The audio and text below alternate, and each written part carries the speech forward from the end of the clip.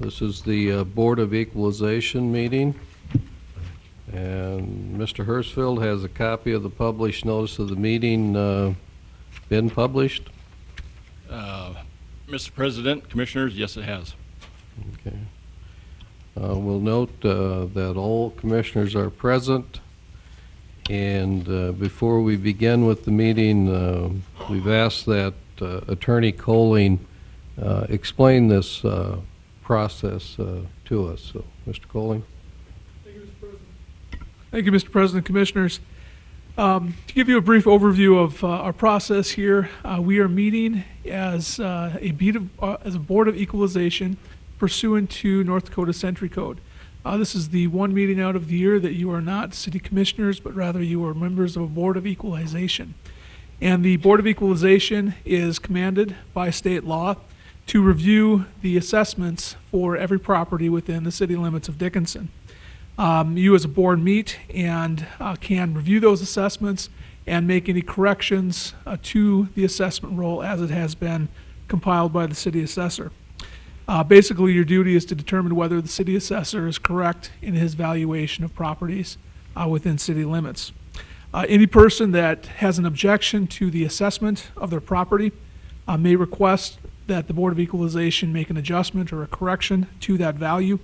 And in order to do that, the person would need to provide some evidence of why the value that is determined by the city assessor is incorrect. One of the questions that comes up in this proceeding is how the city assessor goes about the process of determining what the value of property is. And again, that is mandated as a process that is mandated by state law. The city assessor is required to value all properties within the city at what is called the full and true value of the property. And for residential and commercial properties, that means the market value. Market value as well is defined in state code, and it is defined as the price that the property would bring if offered for sale on the open market for a reasonable length of time and purchased by a willing buyer from a willing seller, with all parties knowing about the condition of the property. From there, once the city assessor has that direction, the value of the property or market value of the property is determined according to ordinary appraisal principles. The same principles that would apply when you make a request for a mortgage loan on your house or on your business. There's an appraisal process that applies. And the typical way that is done is through a sales comparison method, where the person making the appraisal determines what other similar properties to the subject property have been sold in the last couple of years, based upon their location, the timing of the sale, and making any sorts of adjustments for room sizes or the functional condition of the property. The city assessor goes through that process and determines for each parcel within the city what that full and true value is, or the market value of that property is. From there, the city assessor compiles those values into an assessment roll, and that is what is before you today to review and to make any corrections, additions, or changes to as you deem appropriate. Mr. President, Commissioners, if you have any questions, I'd be happy to entertain those. Thank you, Mr. Coling. Any questions for him? Not. We'll ask Mr. Hirschfeld if the work of the assessor has been completed. Mr. President, Commissioners, the work has been completed. We are still entering in some data from the county. However, we are electing to leave the county values on those, so there will be no additional value changes at this time. Okay. So what Mr. Hirschfeld just said was any of the properties that were annexed from the county recently, we would accept their valuations as the proper assessed value at least for this next 12 months. Did I get that right? That is correct. We have not had enough time to do a thorough job of inspecting these properties and doing any market review on it. So instead of just plucking a number out of the air. We've elected to use a value that the county has utilized and we deem to be accurate at this time. Okay. And do you have a report for the commission? Or a presentation, I guess? This time I do have a presentation. It'll kind of piggyback on what City Attorney Colling had to say. Just give everybody an opportunity to understand the process. Mr. Colling did a good job of explaining the requirements that I have to follow and through Century Code. And we'll go ahead and start showing you the Dickinson market. This here is the list of all sales within Dickinson, residential sales. And I've stratified those by year built. Each colored line represents a time period. The blue line on the bottom is 1925 to 1950. The red line, 1950 to 74. The orange line above that is from 75 to 2000. And the purple line on top indicates the new sales, new construction from about 2000 on. As you can see here, 2008, our cost tiers, or our sale prices in square feet, or dollars per square feet rather, instead of actual sale price.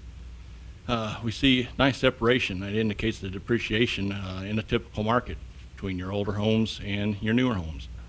As we continue on in time, we'll get into the heart of 2011, 2012, we see these prices and cost per square foot tightening up, indicating that buyers are willing to pay as much for a new house or an existing home rather than as they would for a new house.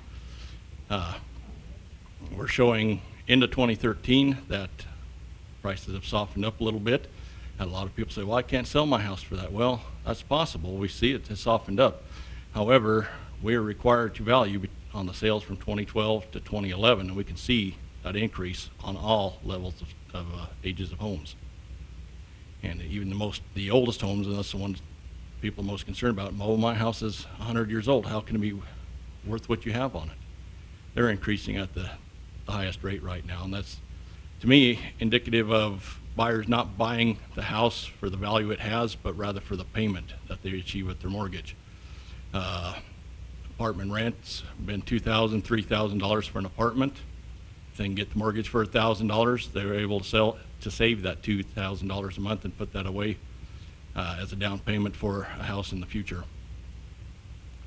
My next several slides just show the effort put into valuing properties.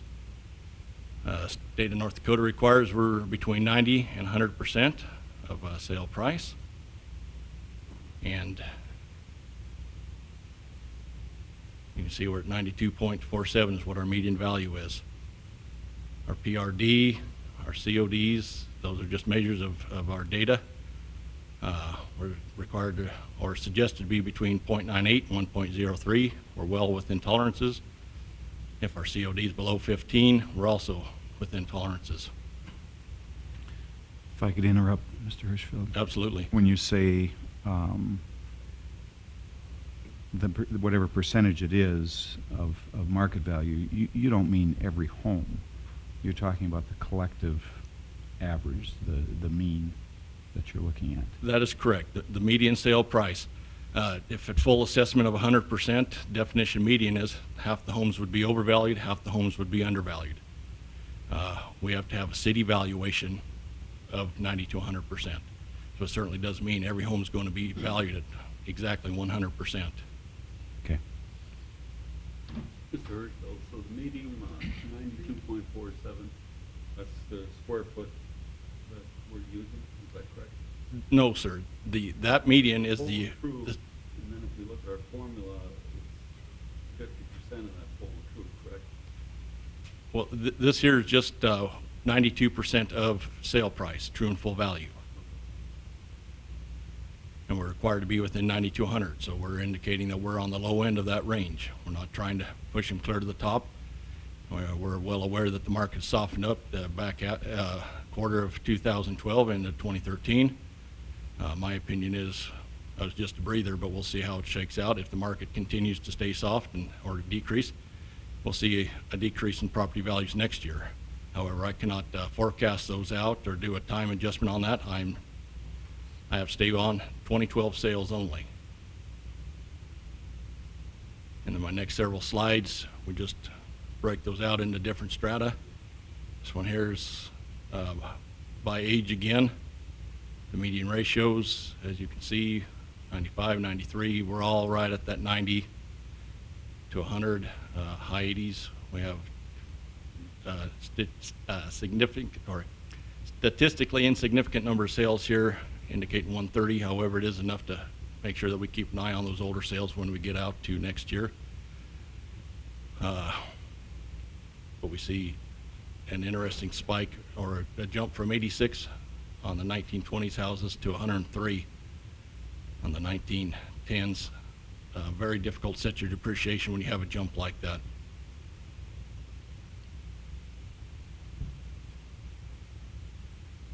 This slide here is our map area.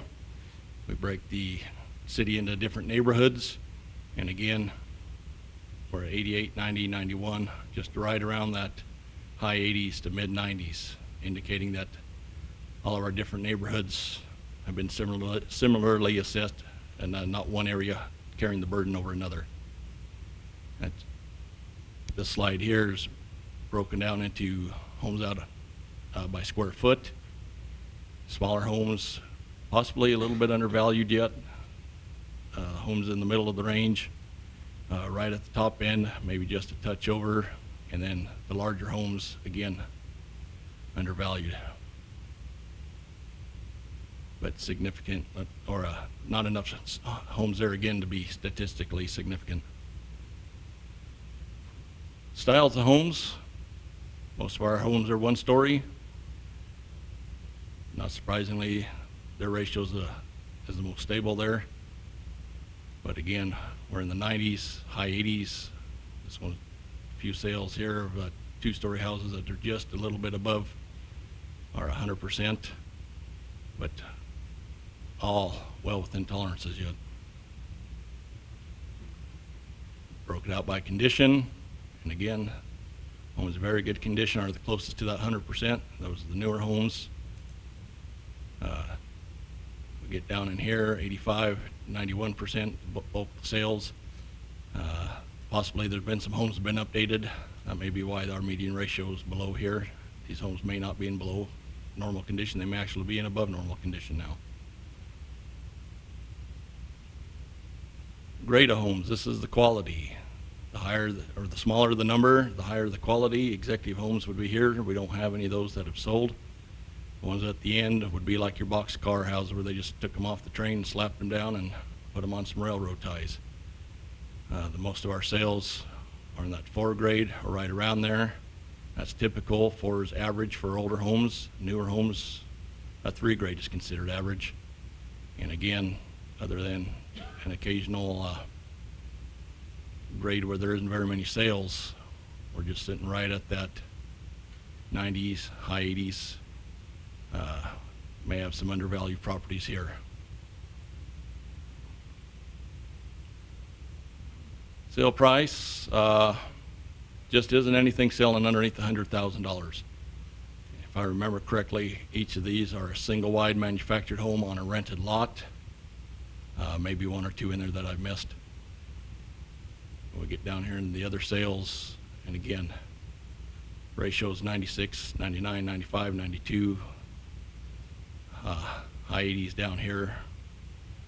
Just everything just stratified to where we are real comfortable with our data right now. Mr. Kirschner, Yes, sir. were these the number of sales just in the past year, or what is the period of time for this? These sales, those 326 sales, are from 2012 only, and they are the sales that I included in this ratio analysis. There are some outlier sales on either end that we threw out that we didn't consider to be good, reliable sales that could skew an analysis. I think we ended up with 500 total sales, so we took the middle 326. We're required to have 30. So we're very comfortable with our data set. And I have another question. yes, sir. So, when you were looking at the valuation, you're just, for the residential, you were just looking at sales in 2012. That's correct. So you didn't use sales from any prior years? No, not for residential. Not for residential? Okay. Not required to go back 3 years due to having an adequate number of sales, and unfortunately, I cannot go forward and use anything after 2012. Okay, so if I heard you correctly, the law requires you to have a minimum of 30 sales. Correct. If we'd only had 10 sales this year, you would have gone back in time until you got your 30 sales? We could go back up to 3 years to get 30 sales, and if we couldn't do it in 3 years, then I would have to do some appraisals. But since we exceeded 30 sales, you didn't look beyond 2012. That is correct, Okay. Mr. President. Commercial, I don't have commercial slides like this, just don't have the numbers for it. But the commercial sales, prior years, we have had to go back. Going back to 2010, 2009, 2008, those sales were a lot more stable. They were not indicative of the current market that we're in. Utilizing those sales, I was unable to add value on as I would have liked to. I mean, you can notice the value increasing. However, I was unable to make those changes. In so doing, we had all that value kind of slingshot to this year, and instead of showing 10, 20, 30% a year increase on commercial over the last 3 years, we ended up showing 30, 40, 50, 100%, sometimes more in some cases on the commercial. So for commercial sales, you had the same 30 sale requirement, That's correct. and in 2012, you had more than 30 sales to look at? In 2012, I had 20, and I used those 20, and then I utilized 15 from 2011. So you just looked at, okay, That- nothing prior to 2011? That's correct. That allowed me to drop off the 2009 and 2010 sales. Joe, when you do this, do you check and see which of the homes that, like you said, you use 2012 sales, but when you were reassessing homes, that existing homes again, or new, whatever they were, of 2010 or 11, if they had been assessed in 2012 already or 11, did you assess them again? I'm not sure I follow your question, Ms. Dugard. Well, I'll use myself for an example. Some of my properties, they were assessed every year for the last 3 years. They've gotten an Appraised? increase. Every property is assessed every year. It's not necessarily re-inspected or revalued. The characteristics may go back to 1999 and 2000 when the original inspections were done for our Vanguard system.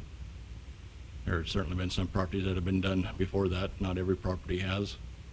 And if the characteristics have changed, we may not be able to reflect that. That's why we use a large number of sales. So statistically, that goes kind of comes out in the wash. Okay, and then some of these properties, you just go straight across the board by years. You don't even look to see if they have an unfinished basement or a finished basement, or? Yes, at the time that they were added to the system, if they had a finished basement, it was noted finished. If it was unfinished, it was noted as unfinished. If since that time there's been a change to the property's characteristics, by all means, the property owner could come in and say, you're showing value on my basement, it's unfinished. I can correct for that.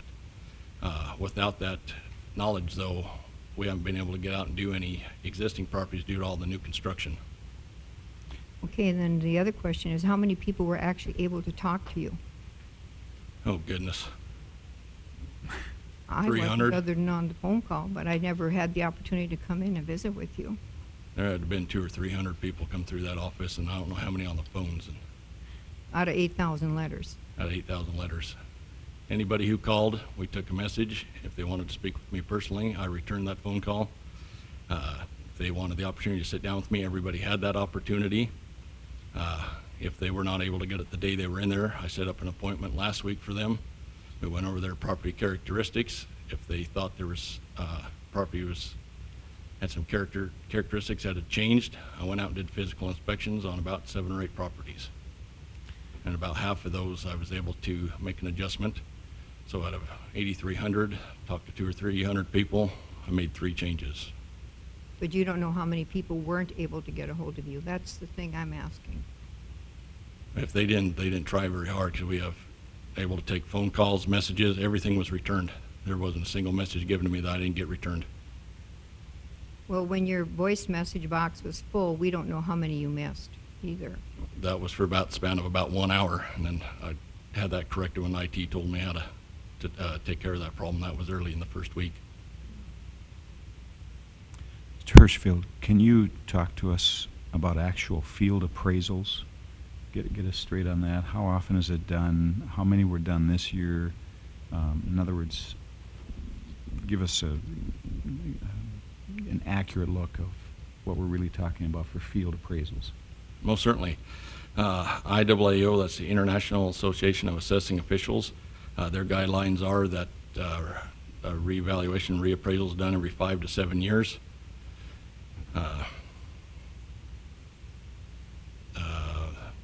I've been on the position for 2 years.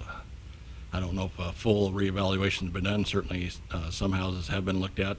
My first year here we did not. Had the goal of getting to 500 homes, but that was based off the hypothesis that with having 100 new homes in 2010 and 11, I doubled that for 200 homes in 2012. We had over 600. We were just pretty well just buried by new construction, did everything we could just to get through the new construction this year. So there were no older homes that actually had a field appraisal That's correct. this year. Yeah. And you expect that'll happen in that 5 to 7 year span? I would certainly like to get into a routine where we're able to do that. We have additional staff, wonderful people. I couldn't have a better staff, but in a couple instances they have no real estate experience, so we're doing a lot of training. And it'll certainly always be a goal to get out and at least try and set up in a 7-year rotation and get neighborhoods looked at. Yeah. But short of that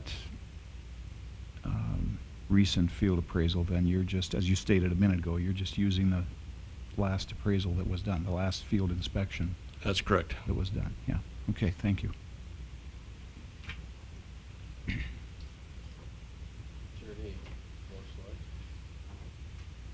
Mr. President, I do not have any more slides at this time. Okay, are there further questions for Mr. Hirschfield? Mr. Herfield, did you somewhere maybe come late enough to miss the price per square foot? Seems like last year was $1 per square foot. What has it changed to now for the property itself? Aaron, are you able to I got an slide eight back for- up for me? Pardon? He's asking for a slide to come back up. Yeah, I couldn't decipher. Sort of hard to read from back there, so. Nobody can see it. The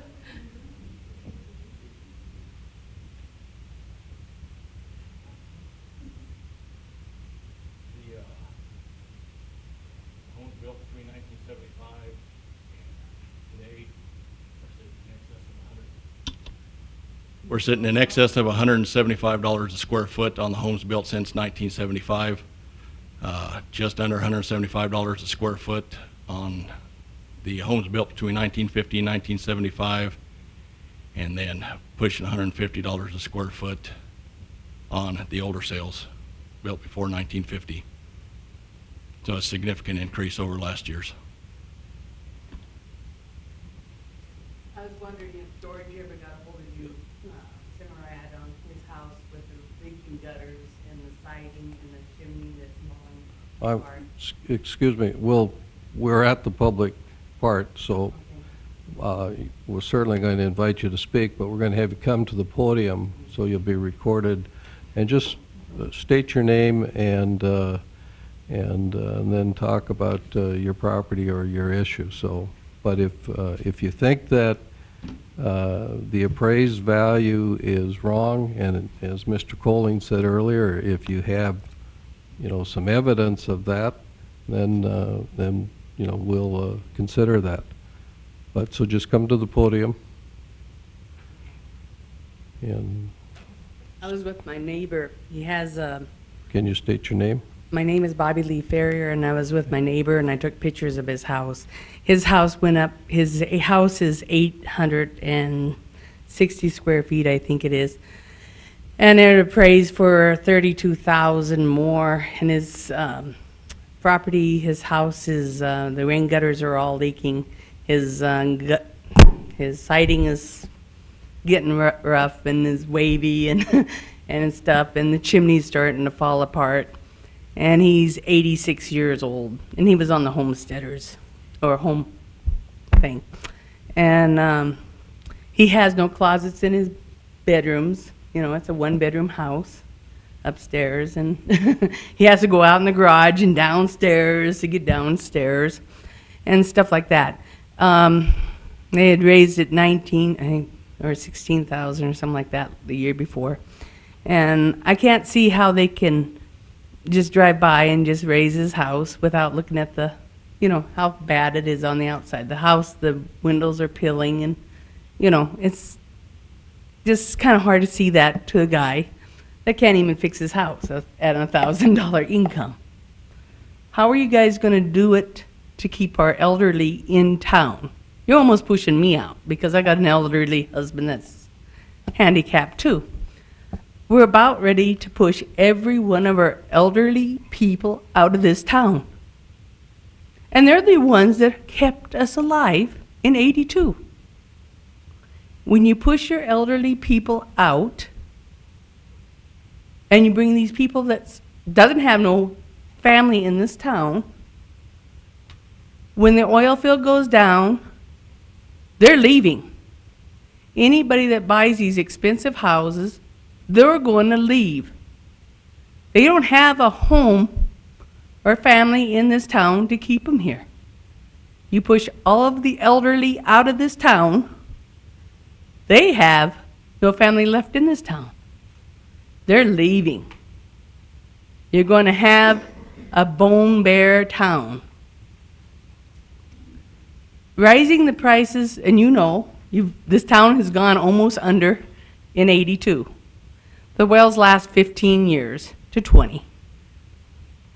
So you're looking at a dead town when this town is done with the oil. We've all seen it. I've lived through it. We came in with it. But you got to try to figure out a way to keep our elderly in. Because once they're gone, you have nothing to back up on. But to sit there and take their houses and force it to the point of no return, you got to figure out a way to keep them in. And to push them into, you can't push them into these elderly homes because they're booked for 2 to 3 years. That means they're leaving. And I've already known about 300 of them left. So But you're the thing is you're representing your neighbor then? my neighbor and other people that I know, and myself, because pretty soon I'm not going to be able to pay it's starting to become the taxes are going to become a house payment. But you understand the city doesn't set I know, the residential market or but the you also got to look at the houses when they're falling apart. Yeah. And you can't raise it past the taxes and stuff higher than what the houses are not being able to get fixed. I understand that, but what Mr. Hirschfield said I know, was that they haven't gone out and looked at any of these homes, I know. okay? And what they're looking at is sales Is per sales. square foot, depending upon the age of the house, the neighborhood, the location. They're not going to know anything about an individual property unless they were specifically requested to go look at it. Yeah, we went down and we showed his property. You brought photographs in and. I don't know if George ever got with you or not on that one. He did not, but I welcome having calls and people stop by all times of the Yeah. year. I don't know if was he supposed to get in contact with you? We came down and I thought we asked that you come out to see it, but you, I'd asked him to call and so he could set up oh, a maybe report. that's it. Maybe he just didn't realize he was supposed to call you. Could be. Okay. Like you said, when they're getting into 86 years old, they don't know really what they're supposed to do at times, but Yeah, anyway, that is the thing is that it's driving by doesn't get it. They need to look at the buildings before they start well, raising. they're not even driving by. I Okay, know, yeah, and that's what's killing a lot of the people. yeah. Mayor Johnson, can I say something? Mrs. Stuka? I figured it out for every $10,000 value that your home increased, it's 147.76 a year. So you have to take that times how many, if it went up 30,000 or 20, and he's on a fixed income, it's pretty hard when your taxes go up that much for every 10,000. And whether they're worth it or not, I would never list a home without going into every one of them, because there is not one home the same in this city. Is there someone else that would like to speak? Yes, my name is Mike Gilgy. I have a 1967 built home. No additions, no nothing. One stall garage, 952 square feet. And now you just increased it $50,000. If one of you up here wants to spend $210,000 for my home, it's sold. Do you have, I bought it at $58,000, and now you're saying $210,000. There's nobody that's going to buy under 1,000 square foot home with a single stall garage for $210,000.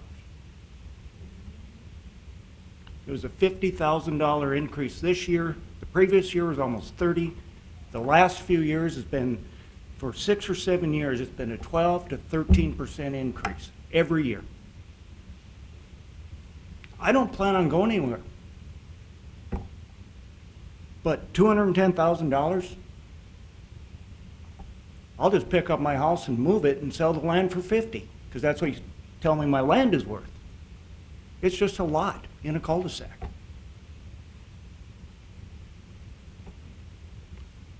have you seen the assessor? Have you met with him? I was gone when I got this. I was on vacation Okay. when this letter came out, so I did not have the opportunity to make that phone call. So I can give him my copy. I'd sure be willing to meet with you, but, you know, statistically, as I showed, we haven't even, Statistically, you're asking about sale prices. a $50,000 increase on a 50-year-old home that's had no changes done to it. Somebody's willing to pay that for it.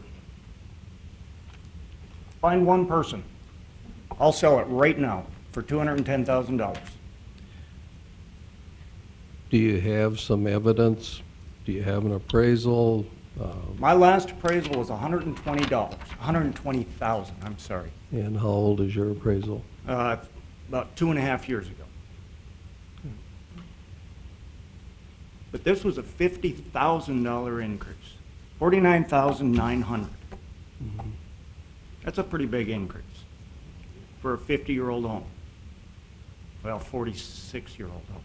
Mr. Hirschfeld, last year when you went through this process, did you have enough sales in 2011 that you could just stay within 2011? Did you have to go back any other years for residential property? Mr. President, Commissioners, no, I had enough sales last year as well. Last year was more of an equalization year. There were some areas that were undervalued. I brought those values more in line, so there was some equalization citywide. In so doing, it wasn't necessary to raise values any further to stay within tolerance. There were properties continued to increase last year, but not all of them took that increase due to the calculations for staying within tolerance. This year we were much more even with our increases, ranged from 20 to 32%. Here you have a property that's averaging over $200 a square foot. in Yeah, value. 952 square feet. And, yeah, and your average is $175. Is that typical to see that wide of spread around the average? I would have to review his property. I don't know the quantity of land he has with it or any of the other characteristics. I'd be willing to sit down with him and go over it, but Mr. Hirschfeld, I have a question for you. yes. You were discussing, you had that thing up there with 356 sales, but you said there was over 500. So you skewed off the bottom and you skewed off a few off the top. What would have happened if you would have kept them all together? Yeah, it probably would be very little change. They'd have probably balanced out. Okay, that was just a question I had. I'll be calling you. I look forward to Thank you. meeting with you. Okay.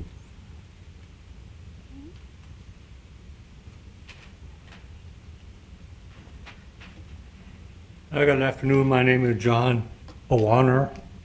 I've been a Dickinson here pretty much all my life. I have something similar to this, the gentleman's problem here, but it's a little different. I bought a house October 1st of last year. Paid $160,000 for it. It got reassessed 6 months later for $208,000. Now, shouldn't the purchase price of this it wasn't purchased from a family member, wasn't purchased from a friend, it was purchased through a broker. The house was on the market for 2.5 months on the market. So it wasn't too cheap, other than they was asking $175,000.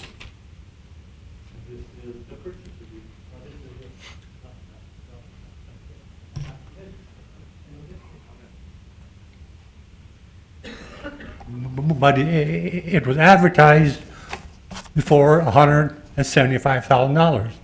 And it was on the market for 2.5 months on the market. I purchased it for $160,500. So shouldn't that be the value of it?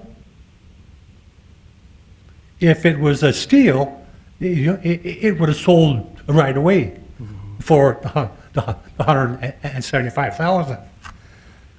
But apparently, it wasn't a steal. Well, that's a good question. You know, when, how does that work when you have a recent sale like that? Mr. President, Commissioner, that's a very good question. Part of that's the difference between mass appraisal and appraisal of a single property.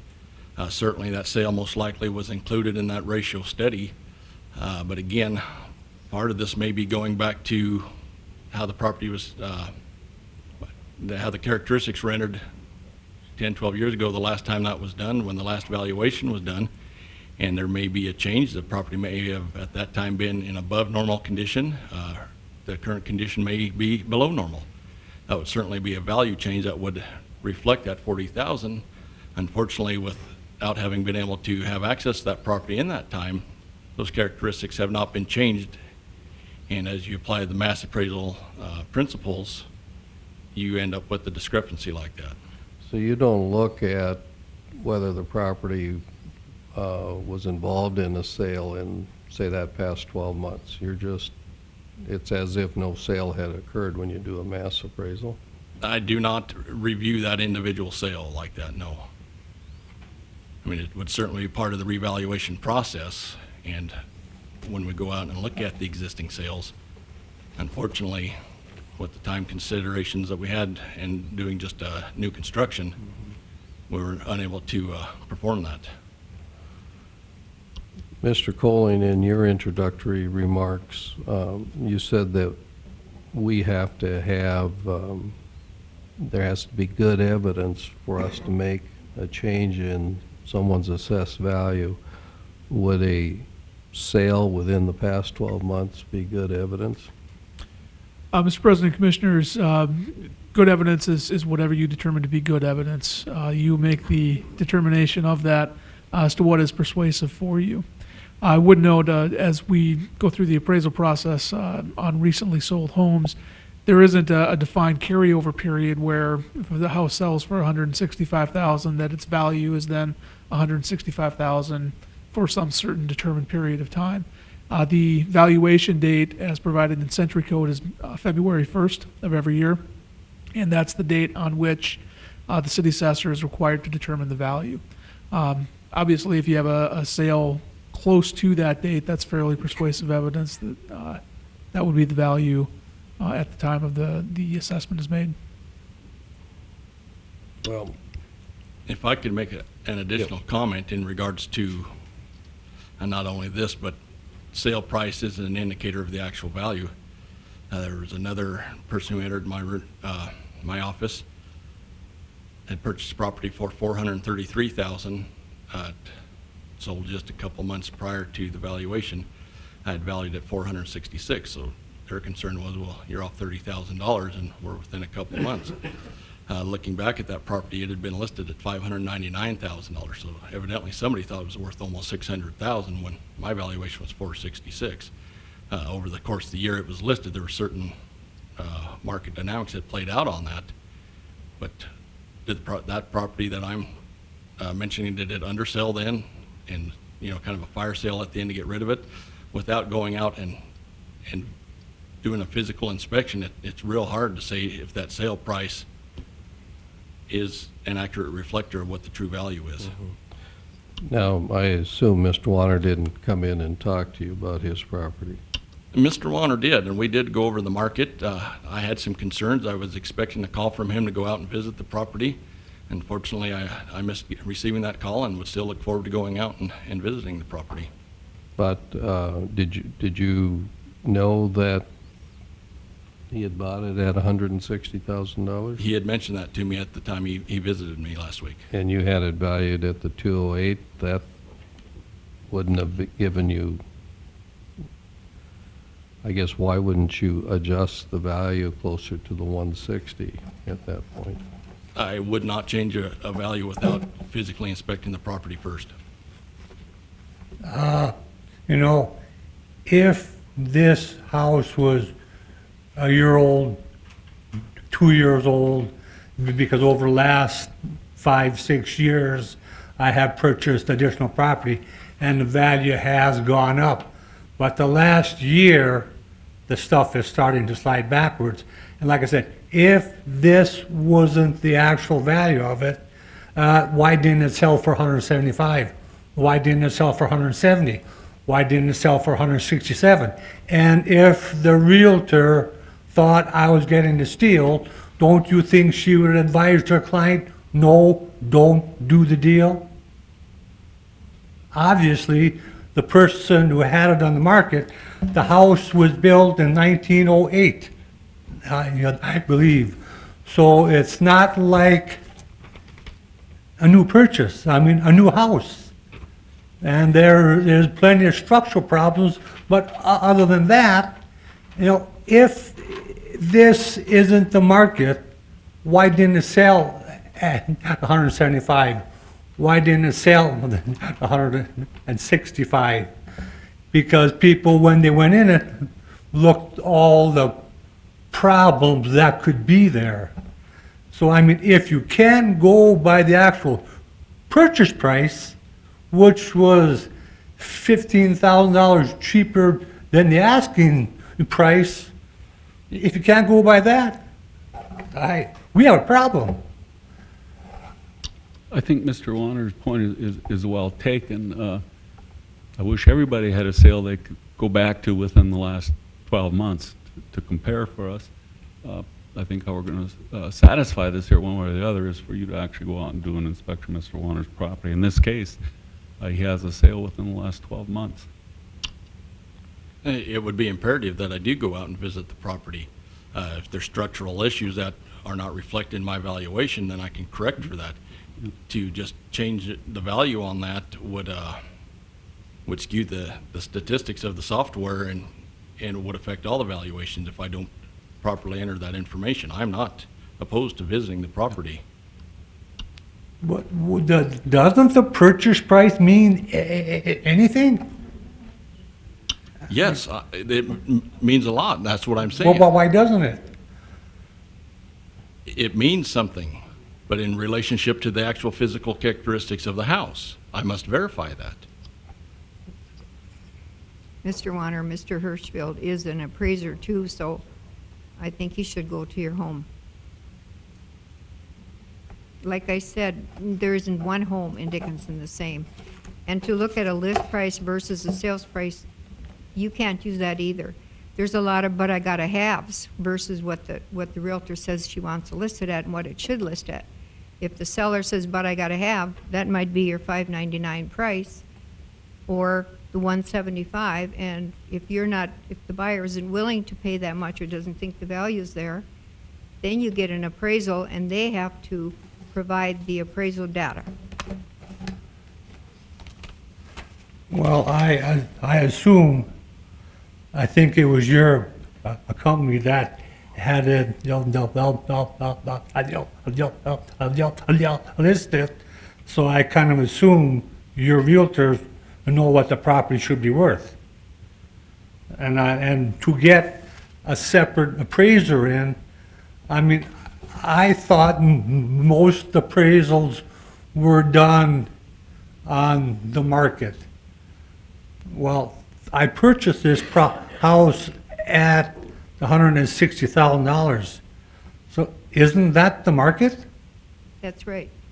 And that's what the appraisal would have to come in if you were getting one. Why does the appraiser have to approve it when that was the purchase price?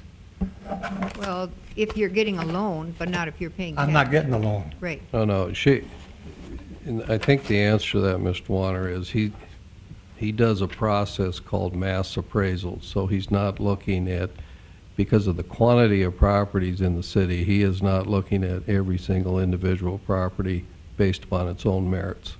You know, it's just, it's a generalization, I think. Now, I'm a little bit bothered by our process when there's the discrepancy between what you paid for the house and what the city software says it should be assessed at, when it's, roughly an 8-month period of time.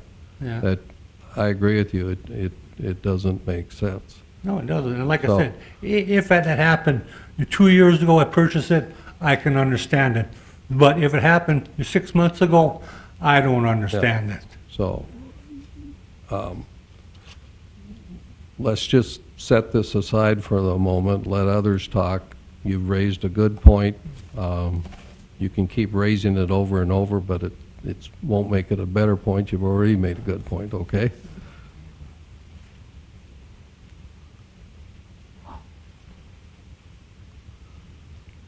Good afternoon. My name is Olaf Sandvik, and I live out on the east end, right behind Dan Porter Motors, new building. My question is that when Stan Weber set those up in lots, he set up 40 acres and then sold them by the acre because we had our own sewer and water and we needed that space. And I think when Dave Price was mayor, maybe we got inducted into the city or whatever. Anyway, I guess we're hung with a problem, and I don't know if we have an acre, so we're going to always pay the rate per square foot, I suppose, as somebody with a lot in town or a lot next to us or a lot to the west of us on that other. Is there any way that we can divide our acre in order someday, I suppose this year it's going to cost like about $81,000 for the land.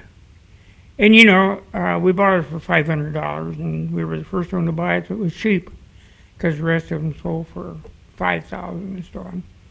In fact, I bought 3 of them for $5,000 each and gave them back to the city. But I was wondering, the way it sounds that we were tied into the fact that we can't divide our property. And we did build in such a way, we built in 58, bought it in 58, and built in 58. I built myself house myself, and we did build with the factor that we put it on the southeast corner of the lot, so that I had the vision someday that maybe we have to divide it into, at that time we could have did 4 lots, not at that time, but the way they do the lots now. And I was just wondering if there's any way. I had heard once from somebody here that you would have to have a petition by all of the people out there. Now there was 40 acres, so there should be near 40 homes, or a little less than that with the road space and that. And that's my question. So your if question there's a is possibility whether or there. not you could subdivide your land? Is that what you're asking us? Well, that would be a factor. It'd be fun to have if it keeps going up. Like I heard the neighbor north of me, he said I think he got 2 or 3 acres there. He was offered $20,000 an acre. Well, if we had to start paying, huge amounts for our property, why? That'd be the only reason my wife says no. We'll never, never divide it. So, but I don't know if anybody else has ever thought of it out there or not, but they might when they start paying higher taxes on their land. Ole, we can't answer that question today. I mean, that would That's be- okay. No, I didn't Yeah, expect you that to. would be a question you'd have to take to the city planner, and they would have to look into that and see whether or not that land could be subdivided, or what process you'd have to go through to accomplish that. I mean, Sure. That's fine. right today, we wouldn't Yeah. know the answer to that. I just wanted Yeah, to throw the question out, didn't I? no. Thank I you. Wish we could answer Thank it, you, but Joe. we can't.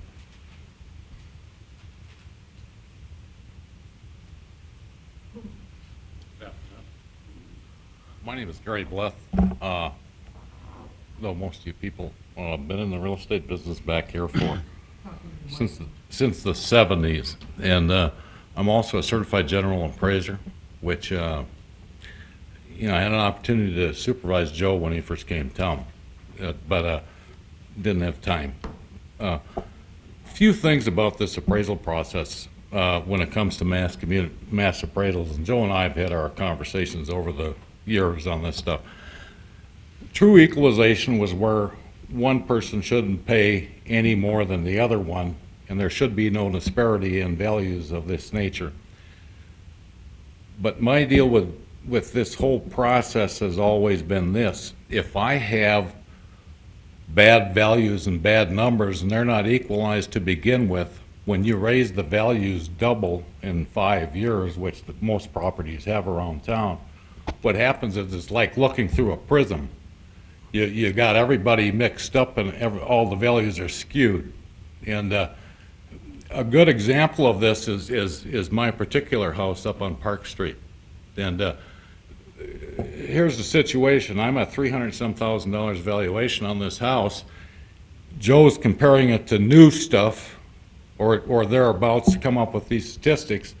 I have the original exterior on the thing. I have all of the functional depreciation. They don't build houses that way anymore. They don't build houses like most of the houses that we have anymore.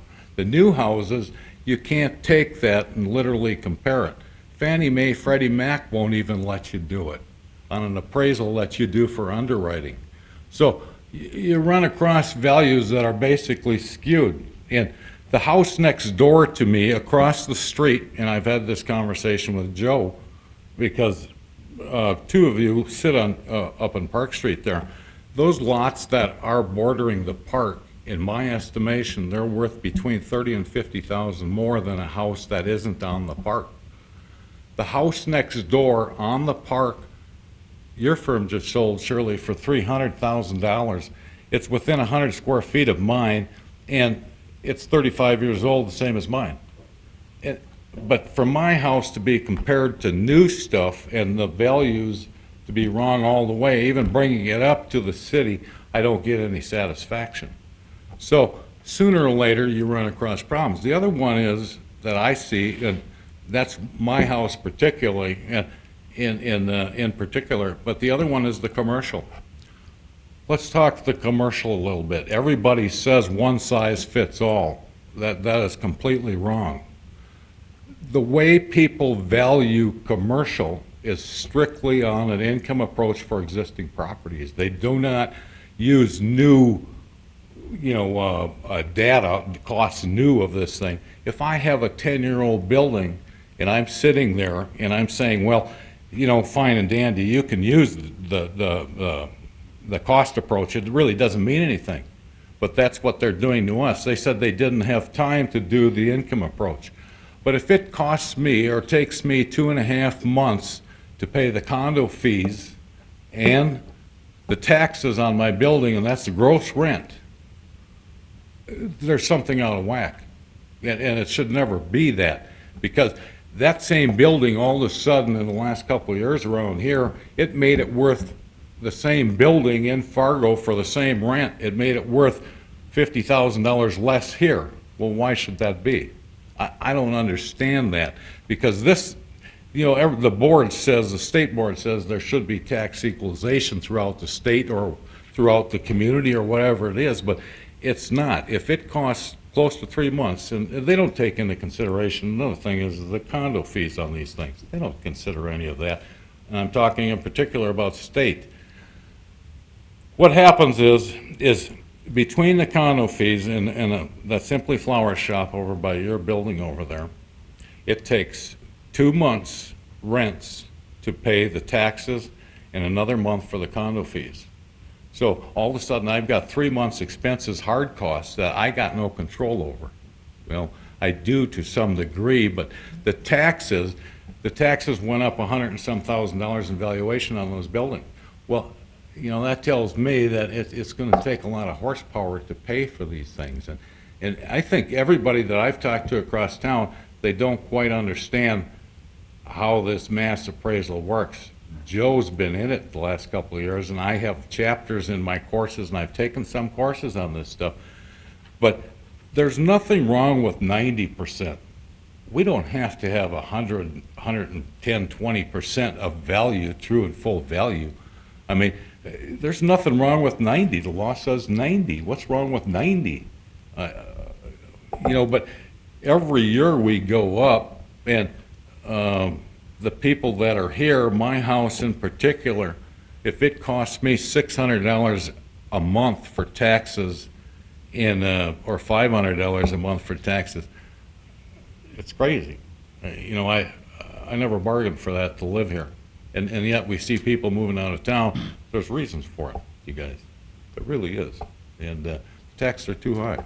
And most people associate it with valuation. When I look at valuation, I've got 4 or 5 of them here that I've talked to Joe on over the years, and even last year. I've never got any satisfaction, but I know the values of the lots are different on my particular house, and I know that the commercial, it doesn't work. So the mass appraisal system or process that you used, is that different from what's been done in the city in prior years? At this time, Mr. President, no. We are working towards incorporating the income approach. There's always been that data there, but your predecessor used mass appraisal when she did this on an annual basis?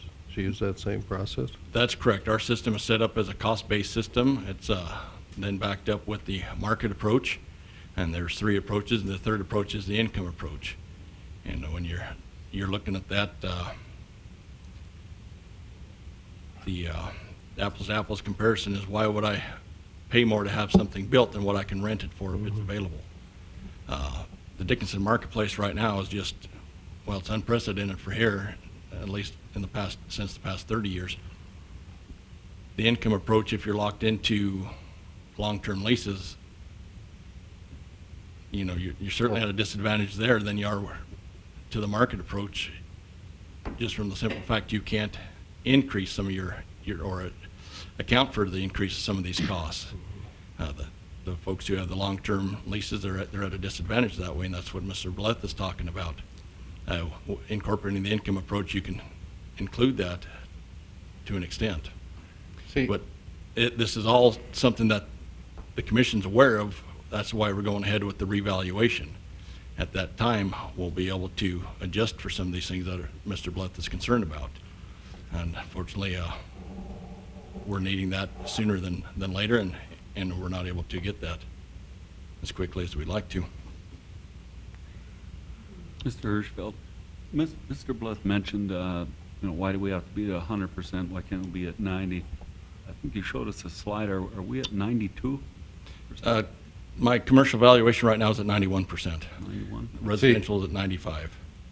But see, the valuations, if the whole market as a whole uses different ways of valuing, you cannot value any existing commercial with a lease on it you can't value it as new or compare it to new, what the cost of new is selling for, Joe. I don't understand that. How can I possibly do that? Should I not take a more than a 1-month lease on this thing, or how does that work in the mass appraisal? You tell me. Well, I'm certainly aware of your concerns, and it's something that we're working to alleviate. We're kind of restricted on. But I was told by you that you didn't do it because you didn't have time with Vanguard or whoever was supposed to do it. Well, there's so many discrepancies in that. If a third of the income goes to pay taxes and other fixed expenses, and taxes being the bulk of it, it doesn't work. I mean, the values are way less here than they are across the state. And it is because we're paying the price for living here in oil country. Another thing that I was talking to Joe about last year is they need to go to this legislative session and basically talk to the state on the equalization end of this thing, because this is all wrong. Because we don't want to sell. I don't want to sell my house. I want to live here, but everybody's being forced to really reconsider some of this stuff, because it's not, you know, we pay higher. Everything we do here is higher, and all of a sudden we're paying more taxes here. It's all wrong. We're paying more than anywhere in the state if these valuations hold. Mr. Bleth, I have a listing of 35 commercial sales. The majority were in 2012. The balance were in 2011. Every single sale here is well above what was listed as a true and full value. And these are all commercial properties. I mean, many of them are more than twice the value that was listed. I mean, so I think the city appraiser's office has ample evidence that properties are selling well above, you know, the appraised value that they were carrying. Now, one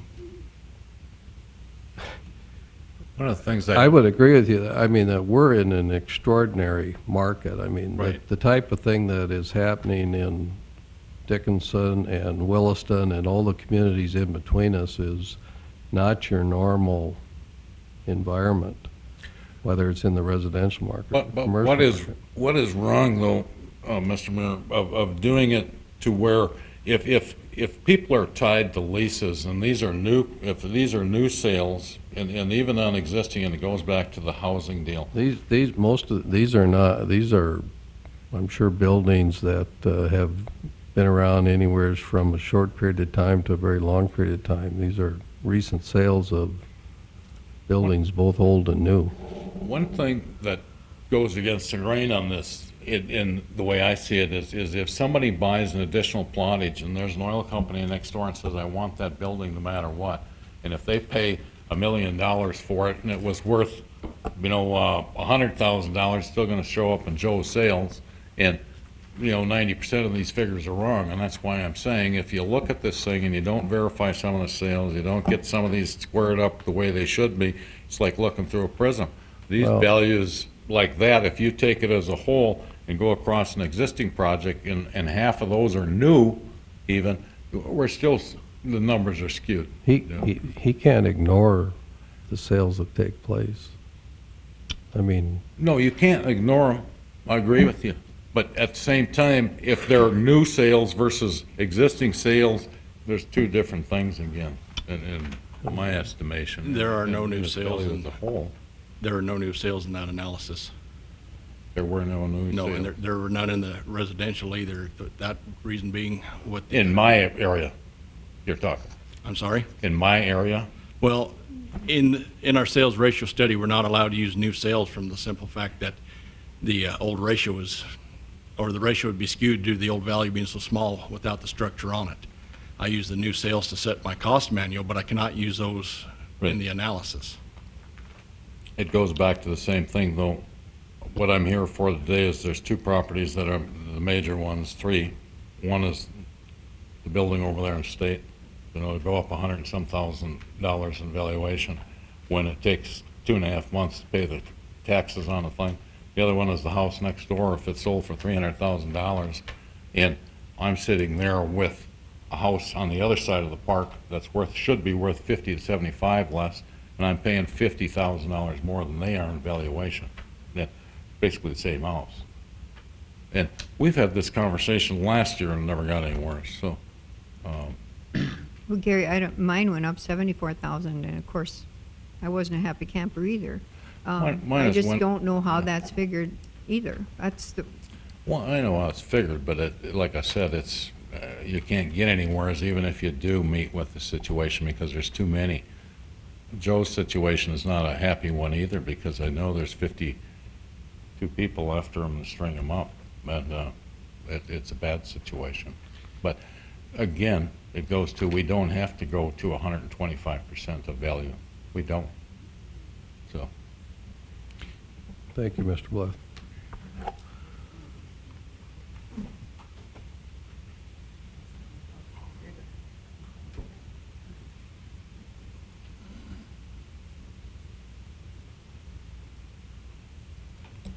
My name is Bertie Pravatsky, and I visited with Mr. Hirschfeld about our taxes and about our neighbors. The only thing that I really would like to point out, and I think that people need to learn, not necessarily the process he goes through, but when you get a letter of a notice of increase in your taxes, there is an increase on the value of your lot, and there is an increase on the value of your home. And I would really like to get notified what my lot is increased by and what my home is increased by, and that never happens. So every year I have to call Mr. Hirschfeld and I have to ask him those figures. And then the letter states that you should check on the website to see if what I want to know is, am I being treated equally with my neighbors? Is my value of my property equal to value of property, like property in my own neighborhood? And I want to learn if it's true. So it says that you can go on the website and you can check it out. Well, the website, you can get access to anyone's home. If you know the address, you just punch it in there. But the problem is they do not put the 2013 figures on there until it is approved. So, I would entertain that the figures should be listed prior to approval as an estimation. So I can sit down at my computer and look and see what everyone in my neighborhood is, has as an assessment. So I can say, okay, I'm being fair. It's fair. We're all being treated, equal.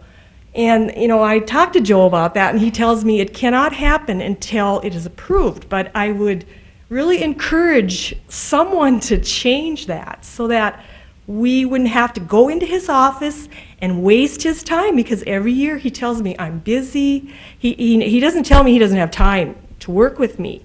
He's been very, helpful and always gives me all the figures I ask for so that I can compare with my neighbors. But he's busy, and I feel that it would be very helpful if that could be changed, and if your notice could tell you what your lot is valued at and what your home is valued at. I don't think it would be that difficult to do. So I think a lot of people here are saying, my assessment went up by $75,000 this year, but how much was it on your land and how much was it on your house? That's important to know. And I think, that's all part of getting educated about how it works. And obviously we don't know how the whole assessment process works. That's very complicated, as you can see. But I don't know if there's anything to be done. I told Joe my concerns, but, as a commission, maybe there's some way that it could be changed so that the people are more informed when they get their letters of increase in their property values. And they know what their lot is worth and what their house is valued at, because it is helpful. You need to know, is my lot assessed at the same as my neighbor's lots, like Mr. Bleth was talking, and things like that, so that before you go in to complain, you have your information.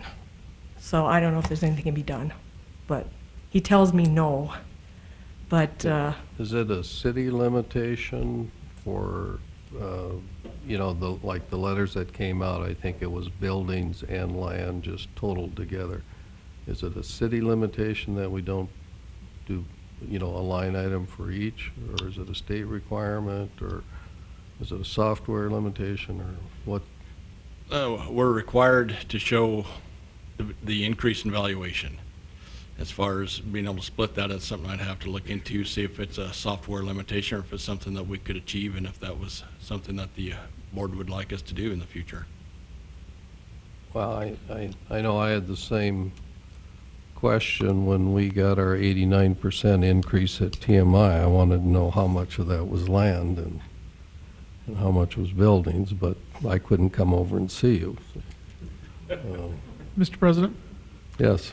I believe the notice form that we use is a form that's approved by the state tax commissioner. He's the one that promulgates that form, and that's the one that, to my knowledge, all political subdivisions around the state use.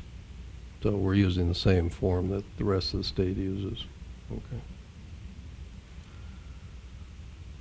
All right. Next.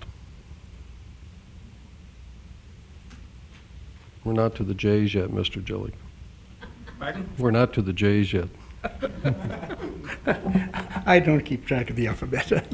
My name is Ray Jellick, and I've got a couple of small office buildings, average about 2,000 square feet, and they've both gone up about 112% this year. And the one reason, when I was up to see Joe the other day, he says, "Well, this is a nice brick office building." And he had a picture of it. And it looks nice, yes. But it isn't a brick office building. It's a regular Butler steel building, and somebody put on a little brick veneer on 3 sides, and it looked pretty good at the time the picture was taken, which was probably 12 years ago, I think. And the building is not a brick quality construction. It's a regular Butler steel building, and it's got a little brick on the outside. And the brick aren't doing very well right now.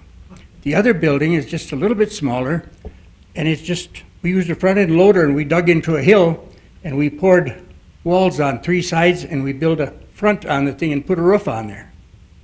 And that one went up about $112,000. There is no way on earth that I could collect that kind of money for that building. There is no way. But I don't know if there's anything we can do about it. Mr. Gillick, and Mr. Hirschfeld, on the city assessor's website, have you checked, does it state that the frame is brick or steel? I didn't check anything. He just mentioned it when he brought it up. He says, well, it's a brick building, Okay.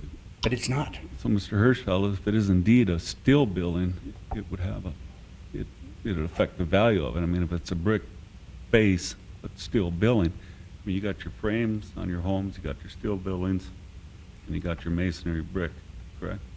That's correct. Mr. Gillick was at my office, and upon pulling it up, the first thing I did was show the photo, which with the brick veneer. Upon further examination of the structure, we do indeed have it valued as a steel frame building. You don't? Okay. Thank you. Mr. Hirschfeld, the city has committed to bring in an outside consultant to review all of our commercial property, have we not?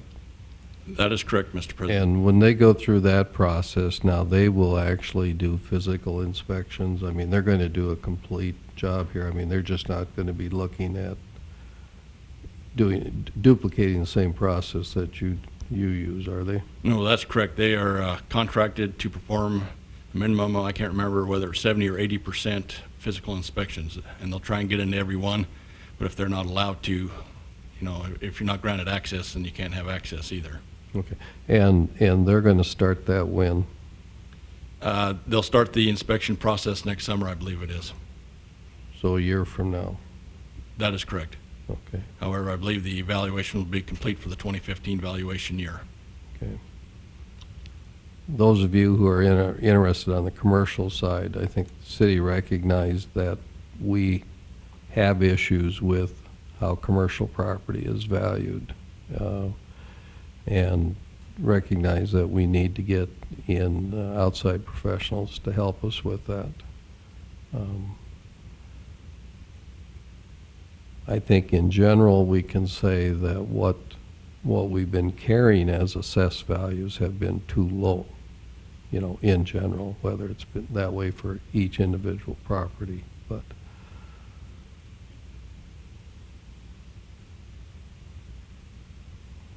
Now, who else wants to comment?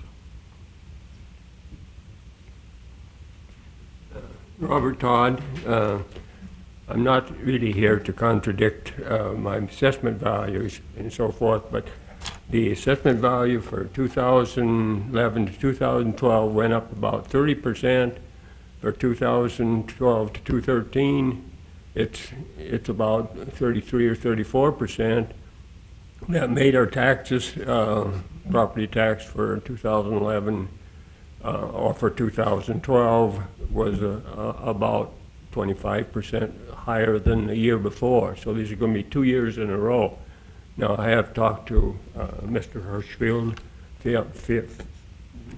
Feld, and they're going to come and remeasure some of our square footage on the house, so that may be corrected or changed a little and so forth. But I guess a couple questions I would ask is, with and some of you know, I didn't see anything in the paper, I didn't completely read Sunday's press, as far as the state law that they passed Friday night, I understand is going to have some possibly reduction in our property tax and also our income tax. If Mr. Hirschfeld knows some specifics on that, or the rest of you be interested in knowing. And another question I have, and my wife tells me I'm a poor listener or a selective listener too, so, but Mr. Colling gave the process of how the assessment's done and so forth. Start with here is the mill levy. Do you commissioners decide on the mill levy, or how is the mill levy decided? I guess that's a couple questions I would ask. So, thank you. Let me take a stab at that, Mr. Todd. I think the legislation that you're referring to for property tax reduction is really tied to school districts.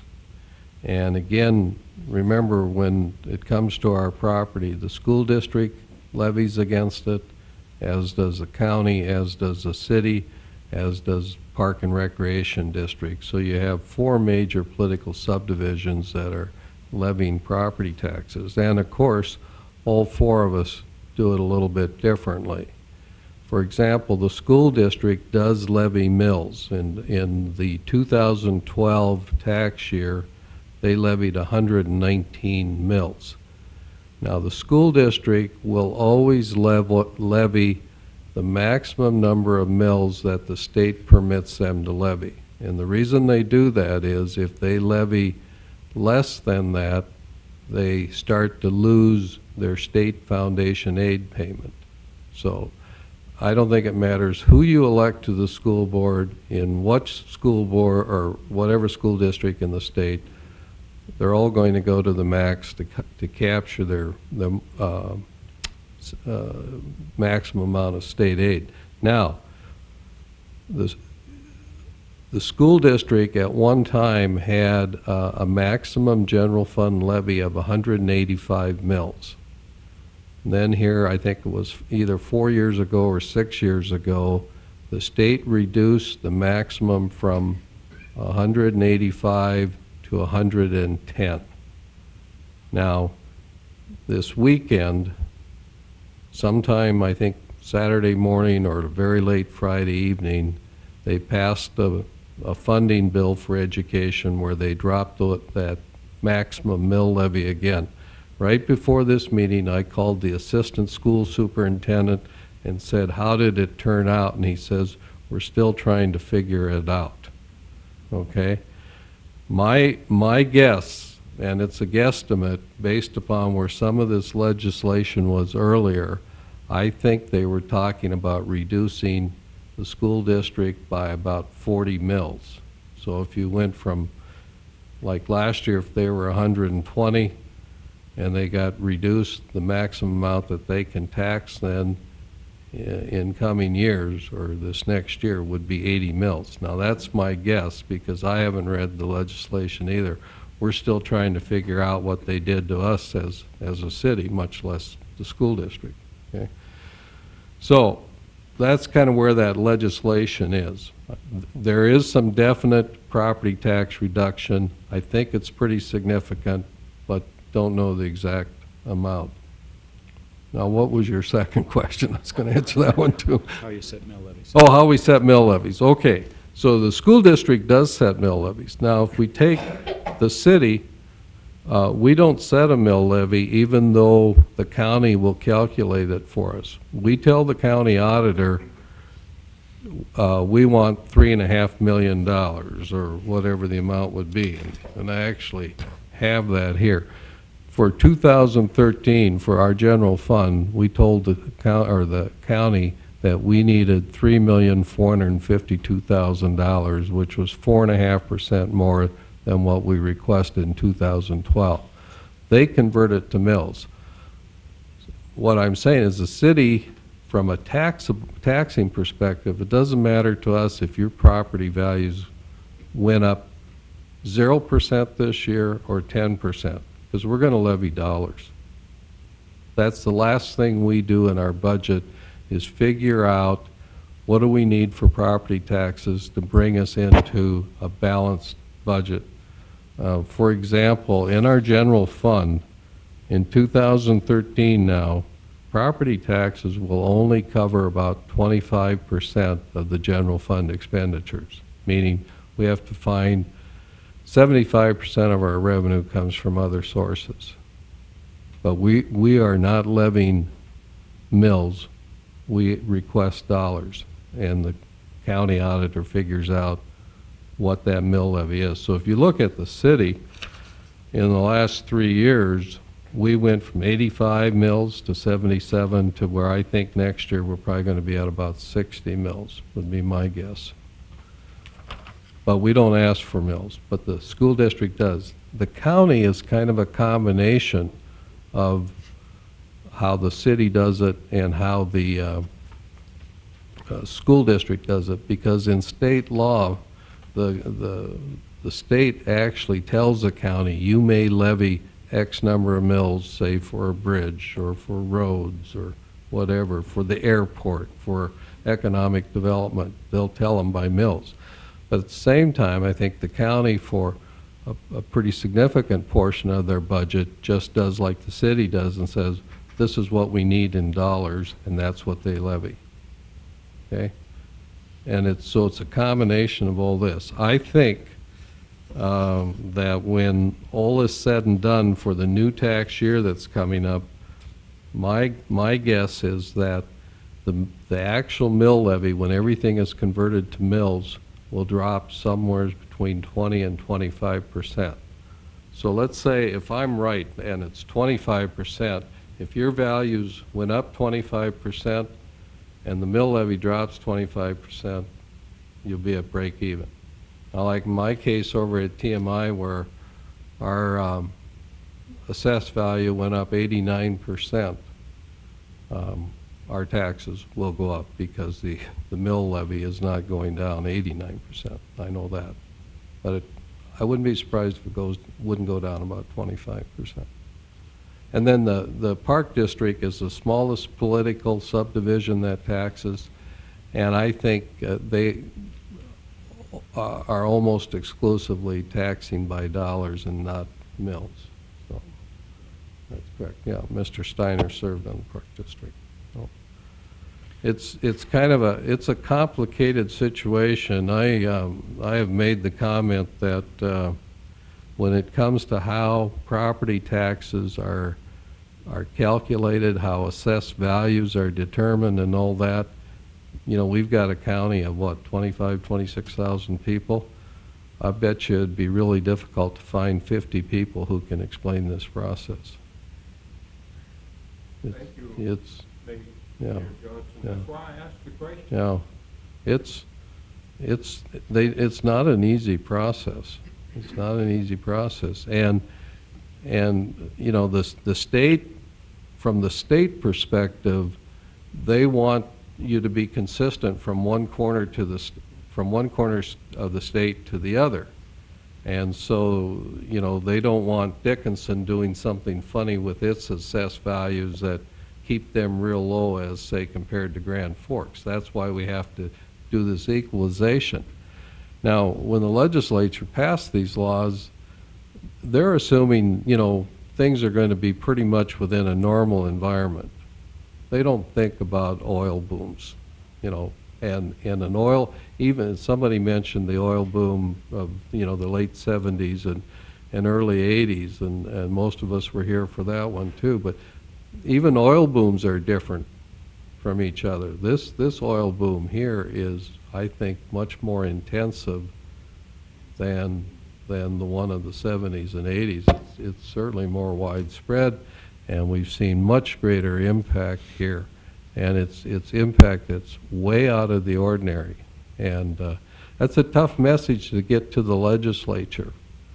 You know, we were down there between Mr. Kessel and myself. We had testified 15 times, I bet. Plus, I know Mr. Kessel was down there and did a lot of testimony in the corridors, you know, trying to convince legislators that there's, you know, some pretty extraordinary things going on out here in the oil patch, whether it's to our property values or to our infrastructure, you know, whatever that might be.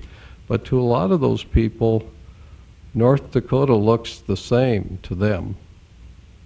It looks just like it did 25 or 30 years ago. And I drive back and forth to Bismarck a lot. You know, you get past Richardson, does it look much different today than it did 25, 30 years ago? Pardon me? More buildings. Well, there's a few more, but I mean, you know, it's the same way, you know, from, if you go up on Highway 2 from Berthold to Grand Forks, it looks pretty much the same, but from Berthold to Williston, it doesn't look the same at all. From Dickinson to Williston, it doesn't look the same. It's, you know, and where did the majority of our legislators live? Outside the Bakken, don't they? So it's a tough battle there. And I know I heard a couple of you say, you know, you really should go down there and change things. Well, you know, I think our local legislators tried hard to change things. We certainly lobbied. I know our sister cities like Watford City, Williston, Stanley, they've been in there. And progress has been made, but not enough. Not enough. And, you know, local government out here, whether it's the county, the schools, the city, you know, they're pretty much overwhelmed.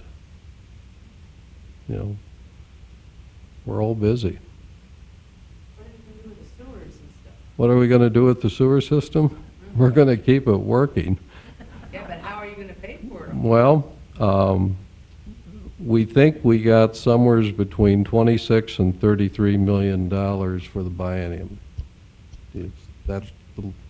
What do you think we got? Maybe I should start there. Well, actually, President Johnson, I've got the legislation up in front of me, and we'll get around 26.5 from the 4%, and then we'll get a $7 million in grants. So that alone is between 33 and 34 million. And then there is the potential for us to get additional dollars. Because we're in the formula, the state sets their budget at a $75 per barrel price of oil, and they're banking on 830,000 barrels of production. If you compare that to Minerals Director Lynn Helm's estimate of what price and production will be, we're probably slated for about an additional $11 million over the course of the biennium. So we went into this session hoping to get $25 million a year and accepting of 20. And if Mr. Helm's predictions are accurate, we'll walk out with about $22 to $22.5 million a year. So we're kind of in that sweet spot of where we wanted to be, and that's a lot of money. But our list of infrastructure projects is long, and those dollars will be spent very, very quickly on sewers, on water, and on road systems. Our water and sewer projects right now for the next 2 years are at least $80 million. And So we will end up borrowing some money, because, you know, I don't think we have an option. We can't tell our citizens you can only flush your toilet every other day. I mean, you have to be able to, those things we have to do. So we'll deal with those. But does anybody else want to talk about their property? We want to make sure we hear all that.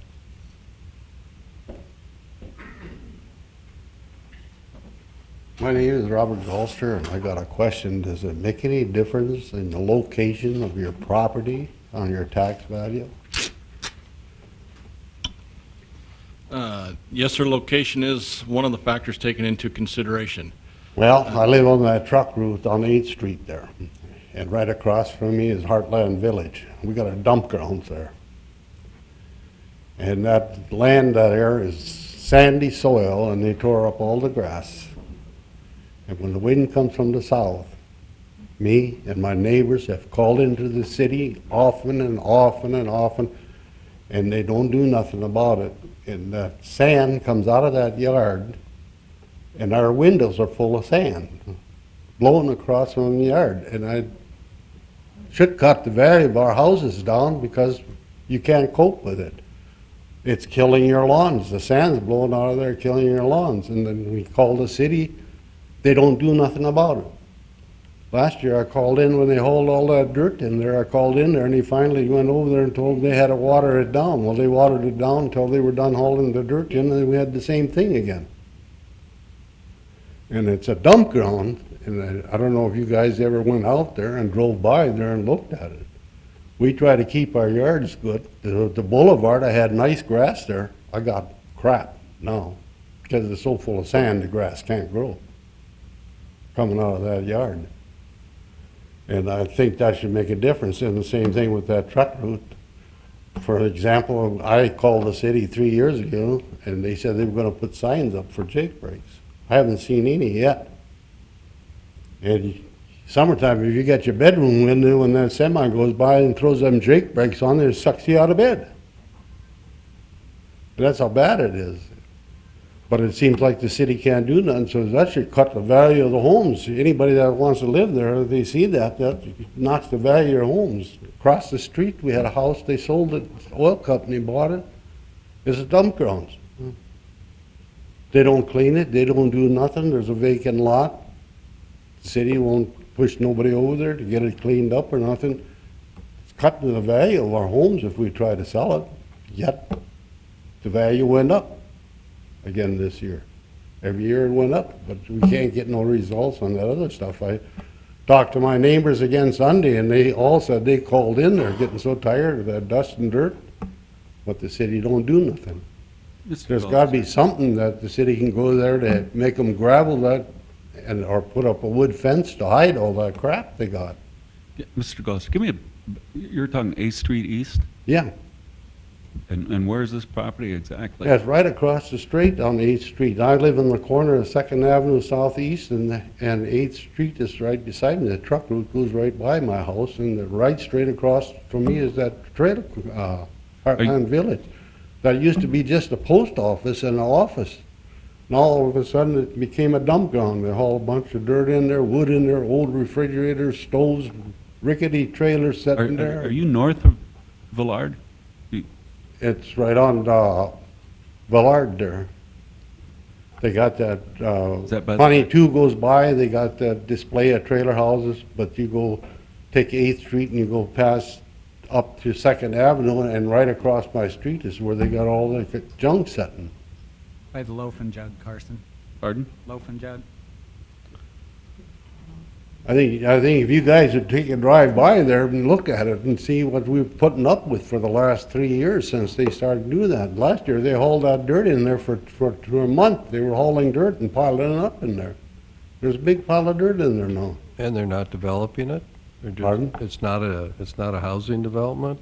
No, it used to be just the post office and the office there. Now all of a sudden it's a kind of zone where they keep their trucks and their tractors and old trailers that they pull in, and the wood that they use for construction is piled up there. It's just a junkyard.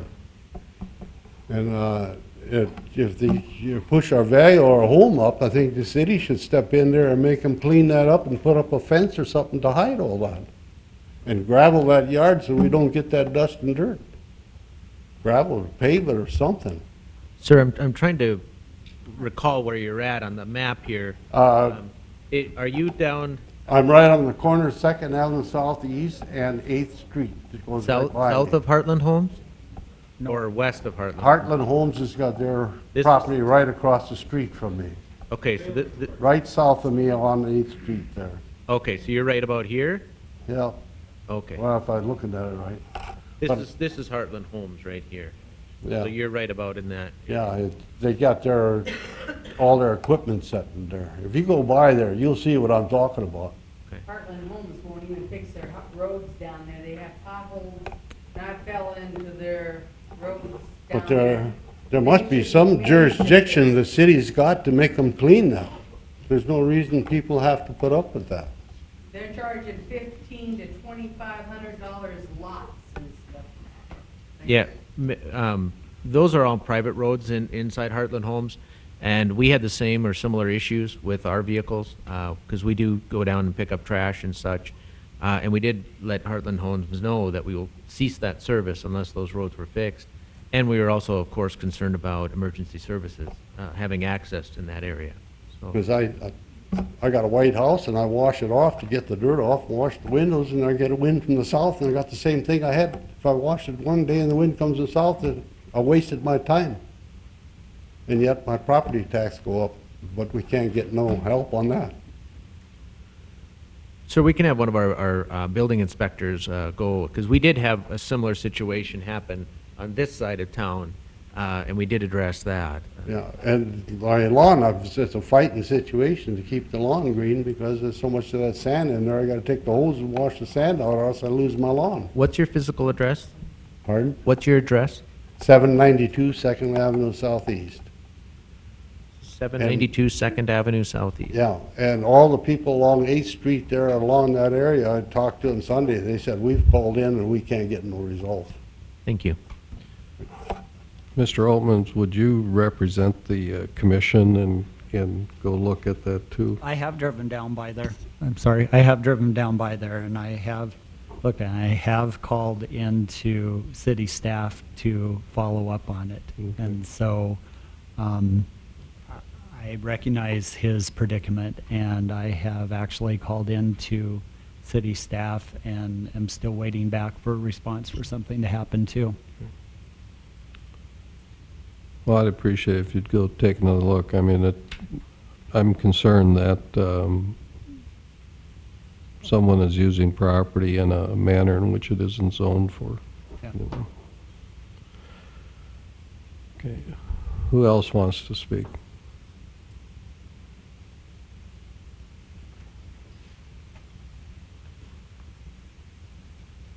Hi there, Commissioners. My name is Lance Rustand. To be honest, I was just going to come to the meeting and kind of get a feel for what it's all about and actually get an explanation. And I do appreciate that as far as equalization goes and how it doesn't necessarily directly correlate to the increase in my taxes. I kind of get a tone, and of course we knew that was going to be maybe the main motivation of this meeting, but I would hope I'm not the only one familiar with the 80-20 rule. I would put many of you in the 20%, meaning you're in that top, among the 20% of a population or a small, of our population that's willing to lead. So I give everybody here that spoke also some credit, because I also believe they represent, they're the 20% that are speaking for a much larger consensus. This isn't going to fall on my shoulders or affect me in any way, other than maybe making a few enemies. Hopefully that doesn't happen. And I didn't want to speak. I'm nervous as all get up now. So with that, one person once told me, you know, it's not that I don't have enough money to pay my taxes. It's just that I'd like something to live on as well. So with that being said, the next county property I guess I have some concern as to if it's equalization, meaning we equalize much of the values, so as to achieve that not one person is being taxed differently than another as far as the value of their property. Is that a fair consensus of what equalization would mean? I think so. Okay.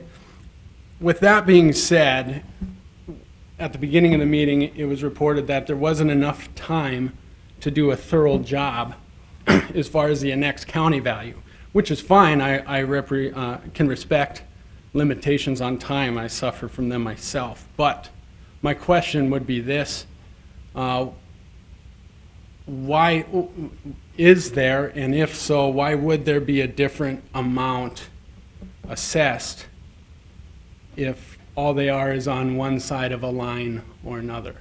Meaning if they're not in city limits, or they are now in city limits, is the county's assessment softer than what the city of Dickinson would be, and is it significant? You want to take a shot at that?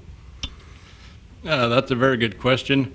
The assessor's office here in the city, the tax director at the county, we're all trying to achieve a balance with our ratio studies and our sales. Not that necessarily the property's valuation changes, although it certainly could. If you have city services, that may be a benefit to a certain buyer, may be a detriment to another. So certainly just moving jurisdictional lines like that could influence property values. The other factor, maybe the county's value is different in trying to reach the tolerances that they're required. I mean, there may be a minute difference, 5% one way or the other on a property. Those are all items that will be studied in time. But with our February 1st cutoff, with all the new construction, when we're left with the option, do we try and do a study on property that has a value, a taxable value, or one that does not? We're addressing the ones that do not. Those are the properties we're spending our time valuing. Okay. And then I would guess I would caution if equalization is required by the state, it would seem to me that then there should be a process in place that can achieve fair valuing, whether you were just recently annexed into the city or whether I've been here the entire time. We did have one mention on the time frame between mailings, and I heard somebody else get stuck on that. I was also traveling at the time, and so I checked one person's statement. Correct? Do you know between the May 1st? Because I didn't call you or speak to you, and frankly, after an explanation on how equalization in the process works, to be honest, I don't think I'd have much ground other than, the same improvements, lack thereof improvements on my house, and then the caution of what happens when I do make improvements. Do you know what the time frame was between when mailings were sent out and May 1st? Which is when we were told to contact your office? Mailings need to be done, was it 15 days, I believe, before the meeting date, which is tonight. The May 1st date is our date in order to wrap up any other inspections after that, get our final values on. We were still crunching numbers into our lunch hour today. Have a completion for today. And I had just noted that, the 2-week time mailing, and if all we're doing is trying to meet the requirement, I would also argue, I got back, I opened it up and said the same thing to my wife. Did you open this? Do you know what it is? And it was our increase. I appreciate the answer on the plan going forward and the explanation on the mills. I also noted the 2013 comparisons, because I tried to do some planning on what how my house would have compared to others in the neighborhood. And so I would echo that concern that I could compare 2012's ratings, and I could only just come based on the assumption that a 2013 assessment would match that. And so if there would be some improvement that can be made to where we can compare that, so a just argument can be made, I think that would benefit all parties. The last thing I'll note is I always sit and wonder right now, because I work in the insurance business and I deal with clients on a day-to-day basis on new purchases that we have to insure for replacement value, and having that comparison between replacement value, true and full value, actual cash values, market values, sales prices, et cetera, versus equalized values. And I question that, in the past few years, I would sense that the rest of the nation has attempted to teach us in an economy that hasn't been as affected by that, some lessons on that. But I had a discussion with Mayor Dennis Johnson one evening, and he made a good point. He said, I don't think an apology is owed for an increase in my investment in property in Dickinson. And unto which my rebuttal was, but if values do drop, do we ever pay back what I paid in? And to some arguments, maybe rightfully so, that they were being assessed too high. That's not what I'm asking for right now, but I would say that there are municipalities that are weighing that scenario quite heavily. If their values were $200,000 higher than what their ultimate sale price was years later. So, and in my opinion, if equalization is finding a fair and true value, it shouldn't be overly inflated either. Those are my remarks. Again, I don't necessarily envy a position like this, especially on topics like this. Joe, that's sincere as well. I can only imagine how difficult trying to find a formula that works for everybody, but with that, I do thank you for your service to the city of Dickinson, and thanks for listening. Thank you, Mr. Rustin. Any other comments? Mr. Mayor, Mr. Jackson? I'm going to put you on the spot a little bit here, because you seem to have a good way to explain these things, but you just explained a few minutes ago that our property tax revenue budgeted saw an increase of 4.5%, correct? 5.5 for 2013, 4.5 for 2012. Okay. We're talking to people tonight who are seeing valuations increase 10 and 20 and 25 and 30% and, lots of numbers like that. Do you want to help the audience reconcile those numbers a little bit?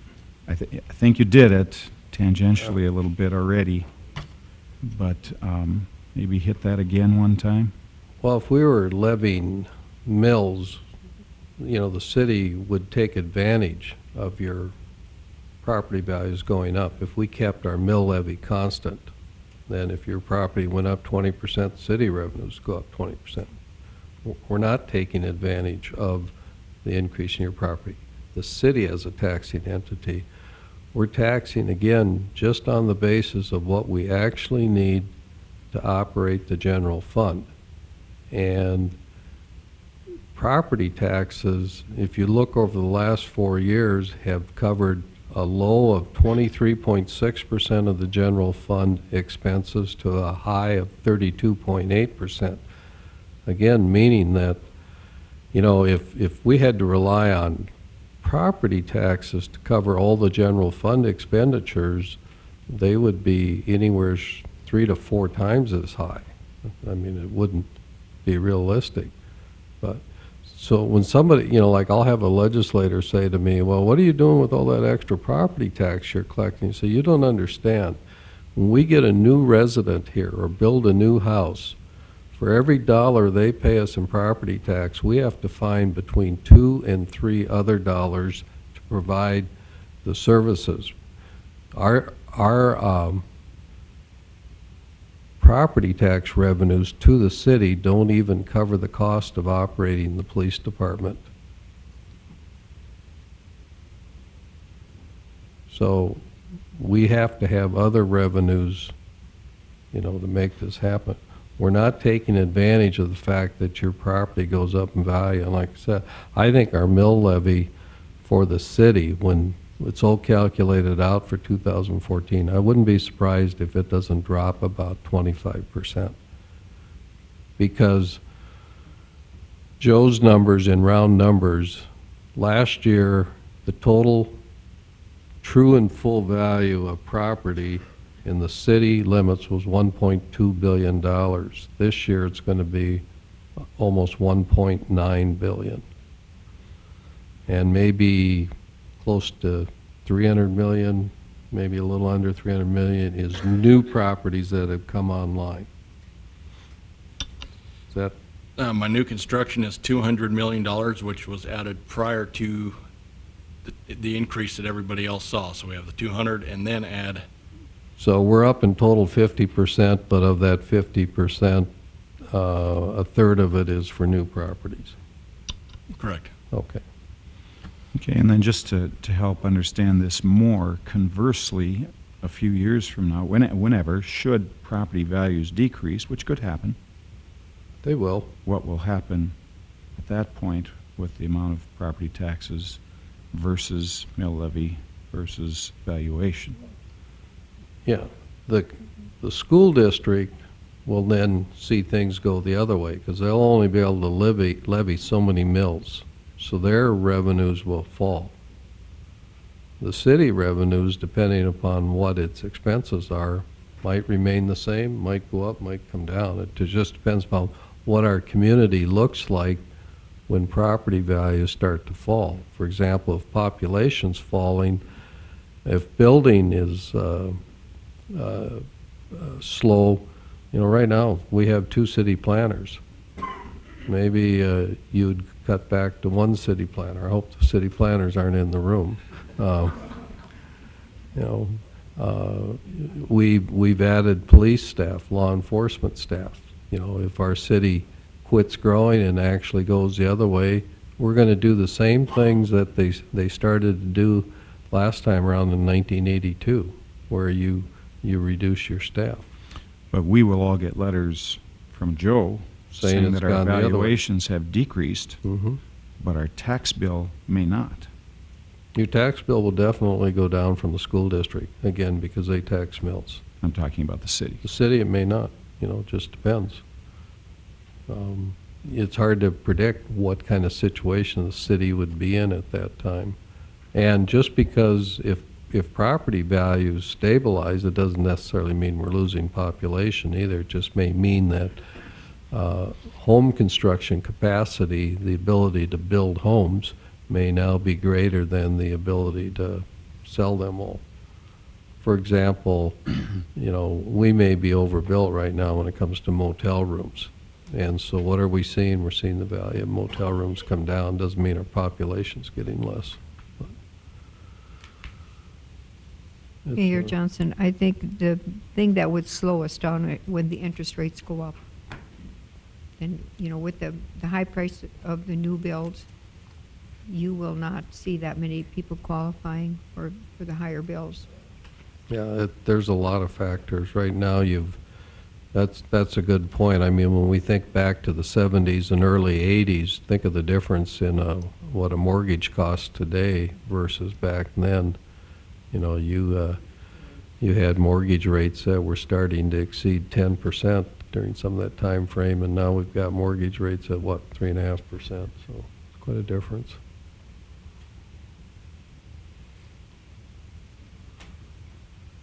Anybody else?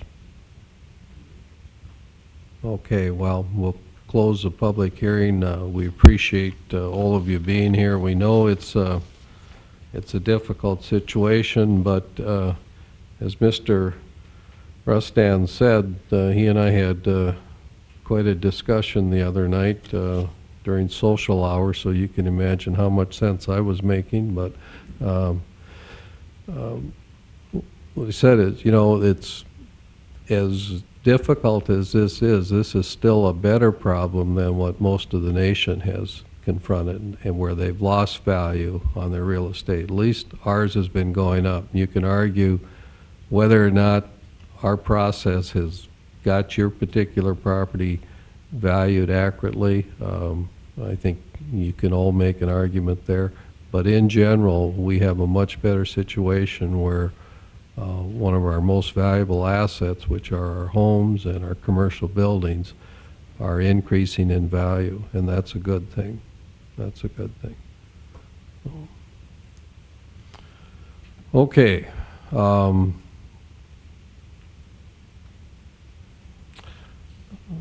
I only do this once a year, so I need a little cheat sheet here. President Johnson, if I may, Yes, please. is it your intent to finish this meeting ahead of the other meeting? The regular scheduled commission meeting, or? We could, you know, maybe that would be a good point to adjourn this meeting and then continue it after the regular commission meeting. That way, if you have any last-minute changes you want to make, is that kind of where you were going? I don't, just at this section of the agenda, we did have some of those letters. There was one in particular I thought maybe we should address, but certainly provide the opportunity for the commission to have the others addressed if they had questions of me, if that was their pleasure.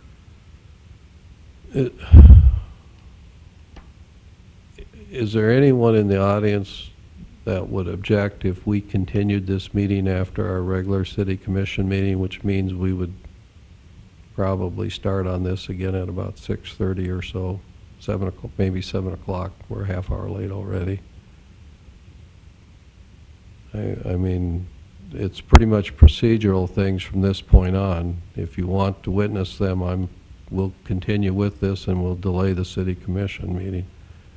But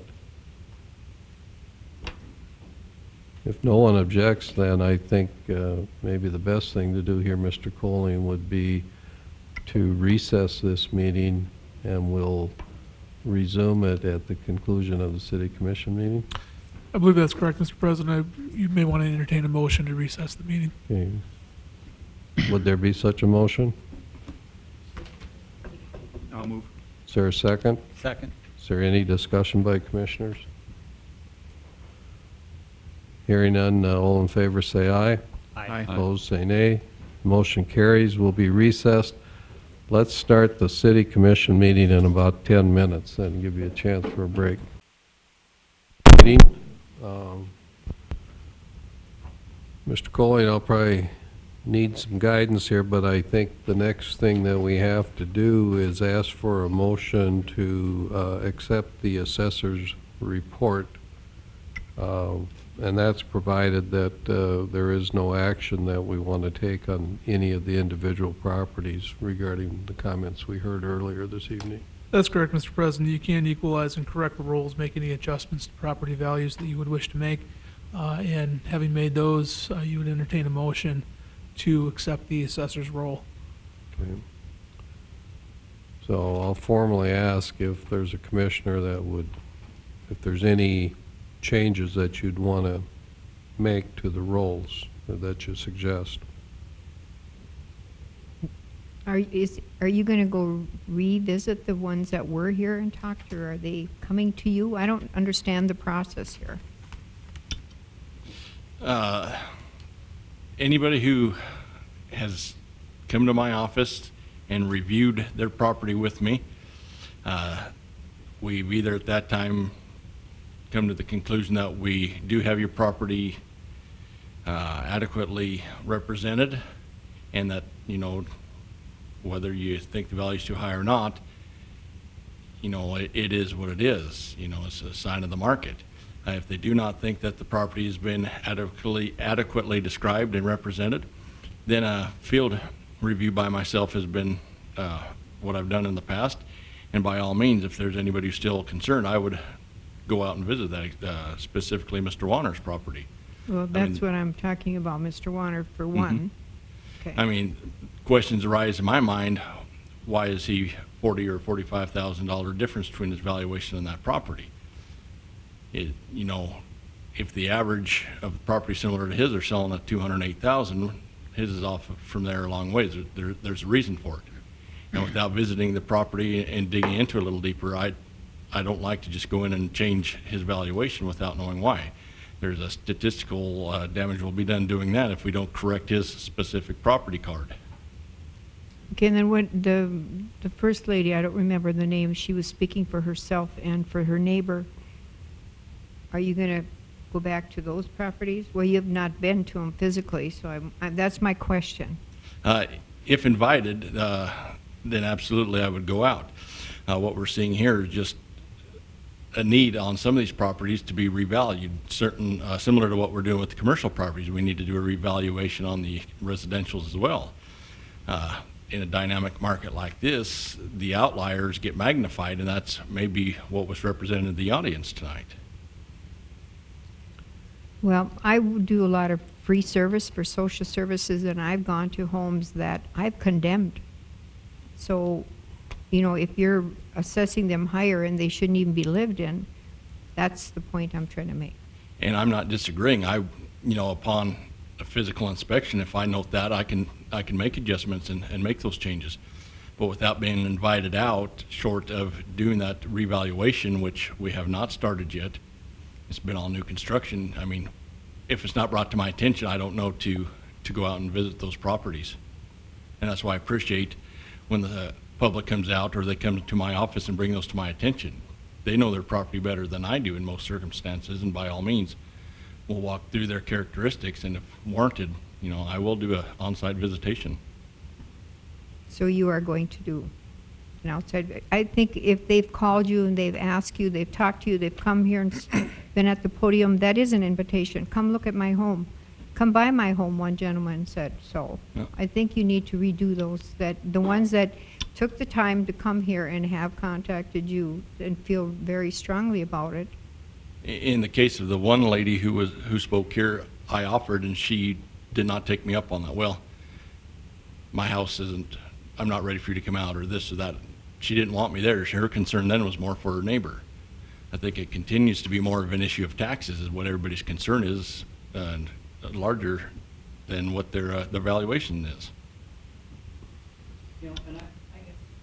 Turn on my mic and I'll speak to that too. I did a little bit of research heading into this because I thought it may come up in the first half of this meeting, and met with some individuals, talked about where their property taxes had been, where their property valuations had been. I'll share two scenarios that are in kind of the middle of the road because today I think we heard extremes, and somewhere in the middle lies where everyone else is at. So if we go from the last bus cycle to where we're at today, I have a person that bought a house in 1983, so right pretty much bottom of the market or near, for $27,000. Currently their house the new valuation is $150,000. So it's a 550% increase over the last 30 years. As an investment advisor, the biggest challenge I have with planning retirement is keeping ahead of inflation. And generally you go with a rule of thumb of about a 3% inflation rate. And that's your benchmark that you want to keep ahead of so that they don't run out of money. Property taxes on this house in 1983 were $600 a year. If they had increased 3% each year for the last 30 years, property taxes this year would have been $1,456. Their property tax from all collective resources were actually $1,329. So even though their house went up by 550%, which is a great investment, the increase in their taxes didn't even keep pace with inflation.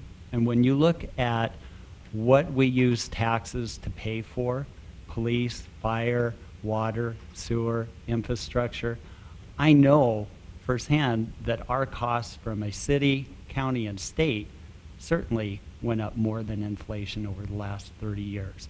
And if you boil it down to just some simple things over the last 30 years, 1983, gas was $1.69 a gallon. Today it's $3.64. That's a 230% increase. Eggs were 65 cents a dozen. They're $1.89. Milk was $1.45 a gallon. It's $4.29. That's a 300% increase. So certainly taxes couldn't have stayed at $600, and I think most people would agree with that. But even with the assessments for the general public, if they look back at their taxes, it's been less than a 3% increase. If you look at just the last 10 years, because I would say from 2002 to now is where we finally started shaking that last oil bust, and the Dickinson as a community really started growing on its own even before oil came back. We started to revitalize our economy, diversify it, and Dickinson was really doing well, I would say 2000 and moving up to this. And 2002, house valued at $98,000, 3-bedroom, 2-bath, ranch style, 2-car garage. So middle of the road house. Today's assessment is $200,000, probably about right. Doubled in price over the last 10 years. And if you look historically, your house as your biggest investment should appreciate in value between 5 and 7% every year. Means that you should expect your house to about double in value every 10 years, which if you would look back at your 2002 valuation and your most recent, I think that most people would see that's about what it has done. Yes, it's escalated in the last 3 years, but if you look at the 10-year number, most houses have about doubled over the last 10 years, which historically is where your investment in your house should be nationwide. And we discussed earlier, other people across the nation would love over the last 10 years to have seen their houses do a steady increase and doubled in the last 10 years. Taxes on that house. 2002 were about $1,200 a year. This year they're about $1,600. It's about a 3% increase. It's about dead on. So even though the property went up 204%, taxes have increased about that 3% each year over the last 10 years. And again, gas in 2002 was actually lower than 1983. It was about $1.38 a gallon for gas in 2002. But eggs were $1.26, milk was $2.30. Milk's up 200%. Eggs are up 150% in the last 10 years. And so I would look at, yes, your property taxes are increasing, but they're not even keeping pace with inflation. So I marvel when we boil it back down to the city level and what we assess of how we're even able to provide the services that we do with the monies that we're getting from this. And I would suspect that even though you're going to see properties increase, for the vast majority, because of the decreases this year in mill levies, I would guess that we're probably not going to see that keeping ahead of inflation 3% increase. I guess I have a question. 1998 house valued at $200,000? No, 1998 house, 2002 house, it was at $98,000 in 2002. Okay, because I have a 1998 house. No, I'm saying in 2002, if you bought the house in 2002, you would have bought it for $98,000. Today, if you bought that same house, it was $200,000 is what the new assessed value is. 10 years ago, you would have bought a 3-bedroom, 2-bath ranch style house. This one in particular for $98,000 was the price on it in 2002. I disagree, but whatever. I'm just looking at the real numbers. They brought in their assessment. I looked at where their house was in 2002 and what the assessed value is today. I have a question. If we go ahead and pass the motion to accept the assessor's report, Mr. Colling, and then the assessor goes out and looks at some of these properties and says, you know what, they are too high, I'm going to reduce them. Can he do that? No. No, state law commands that after this session Then we're closes, done. after the Board of Equalization closes, property assessments cannot be reduced. Okay. Now, you can adjourn from time to time and come back and finalize the rolls later if you so desire. Okay, I guess my recommendation would be that we go ahead and accept the report, but that the assessor offer to visit these properties and update the information, and that would, a year from now, if they need changing, then you make the change. But we live with what we have today. I should revise and extend my remarks a little bit on that. The Board of Equalization cannot reduce the amount of the assessment after you close the Right. session, accept the rules. There is a process for an abatement, and somebody could come in and request an abatement of their property taxes, and then we can go through that process. Yeah, we've But- done that before, where the assessor has said, we did review this, we feel we had a mistake, and, okay, so there is a way to, that's right, to kind of redeem ourselves. I think the two properties for certain that you should go back and look at, the first gentleman, I didn't get his last name, his name was Mike, but he's the one who wanted us to buy his house at $210,000. If he gave us accurate information that it's 952 square feet, and we said the assessed value is now 210,000, or the true market value, that's $220 per square foot for a 1967 home. That does sound high to me. Now, we don't always get, accurate information, but I think that one would be worth a second look. And then Mr. Wanners, I mean, it's not going to make sense to the public. I don't think it makes sense to us that you can buy a house 6 months ago for $160,000 and forget the number now. We tell them it's 220 or whatever. 208. 208, that's what it was, yeah.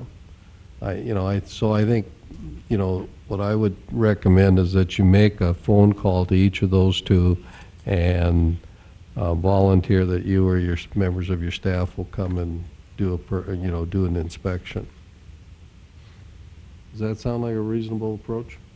And if an abatement does seem to be warranted, you can discuss that with Mr. Coley and Mr. Kessel, and if that seems to be the process we should do, we can do that. I mean, if they took the time to show up. And I think those were the only two that really had, to me, some specific information that would give us a reason to take another look. Go ahead. I think we have a packet of others, do we not? Do we have to address those too? The packet, is that just Walmart there, or? No, there There are other letters in there as well. are several here. Several of them I have sat down and reviewed with the letter writer. The others I have at least did a review of the properties, and in one instance, the properties I had visited last year, and he's basically stating the same factors that he had last year, and the obsolescence placed on that property are still in effect. There was no change in that. They were not removed, so he's still receiving the benefit of that obsolescence placed on last year. So you're saying these have been pretty much resolved? All except for the Walmart one.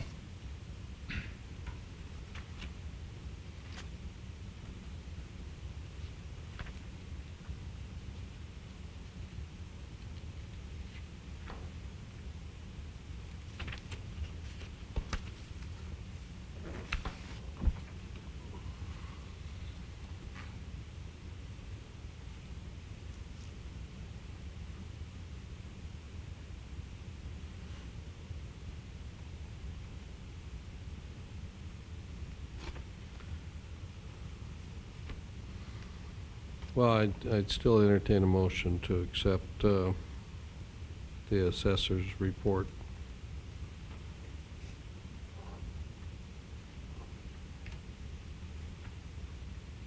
Mr. President, I make that motion to accept the report. Is there a second? I'll second it. Now, Mike, if we act favorably on this motion, when we accept this report, does that include then that we're accepting the values for the recently annexed properties, the county's values? No, Mr. President. There's a separate section on here where you will add those properties onto the assessment rolls. That'll be a separate motion. That's a separate motion. Okay. And excuse me, but those properties are not a great number of properties, I don't think, are they? I think we have 57 or 8 parcels. But some of Most them are commercial quite or? large. A lot of it vacant lots. Most of the northeast annexation is included with that. Okay. It's mainly land and not buildings. That's correct, mainly land. There are a few rural residential properties. Okay, other discussion? Okay, so in passing this motion, then we're going to accept what Mr. Hirschfeld has done on the large commercial property here. Yes. Okay. Other questions or comments? Hearing none, we'll vote on the motion then. Mr. Steiner? Aye. Mr. Jackson? Aye. Mr. Ullman? Aye. Mrs. Stuckert? No. Chair votes aye. The motion carries. Now, Mr. Colling, would this be the time to act on the annex properties? Yes, Mr. President, Commissioners, you'd be at item 5 on your agenda, adding property to the assessment list. And I will let Mr. Hirschfeld go through those properties. Mr. President, Commissioners, in your packet I have printed out a spreadsheet of the county properties that we are looking to bring into the city with the county values on them. There are still some discrepancies as to which or what all lot land is coming in with some of these in the annexation process. Some of these parcels were bisected, and we're trying to determine how much land was annexed in. Excuse me, how much land was annexed in and how much was left out on those parcels. But the sum total being that when we are able to determine what amount of land that is, we will leave the proportionate amount of value on those properties as well. There will be no additional valuing of them. Okay, so, Mr. Colling, the motion would be what to act on this? Mr. President, Commissioners, the motion would be to add the properties to the assessment list as reflected in the spreadsheet distributed to you by the city assessor. Would a commissioner care to move that motion? I'll make the motion. I'll second it. Okay, we have the motion and second. Further discussion now.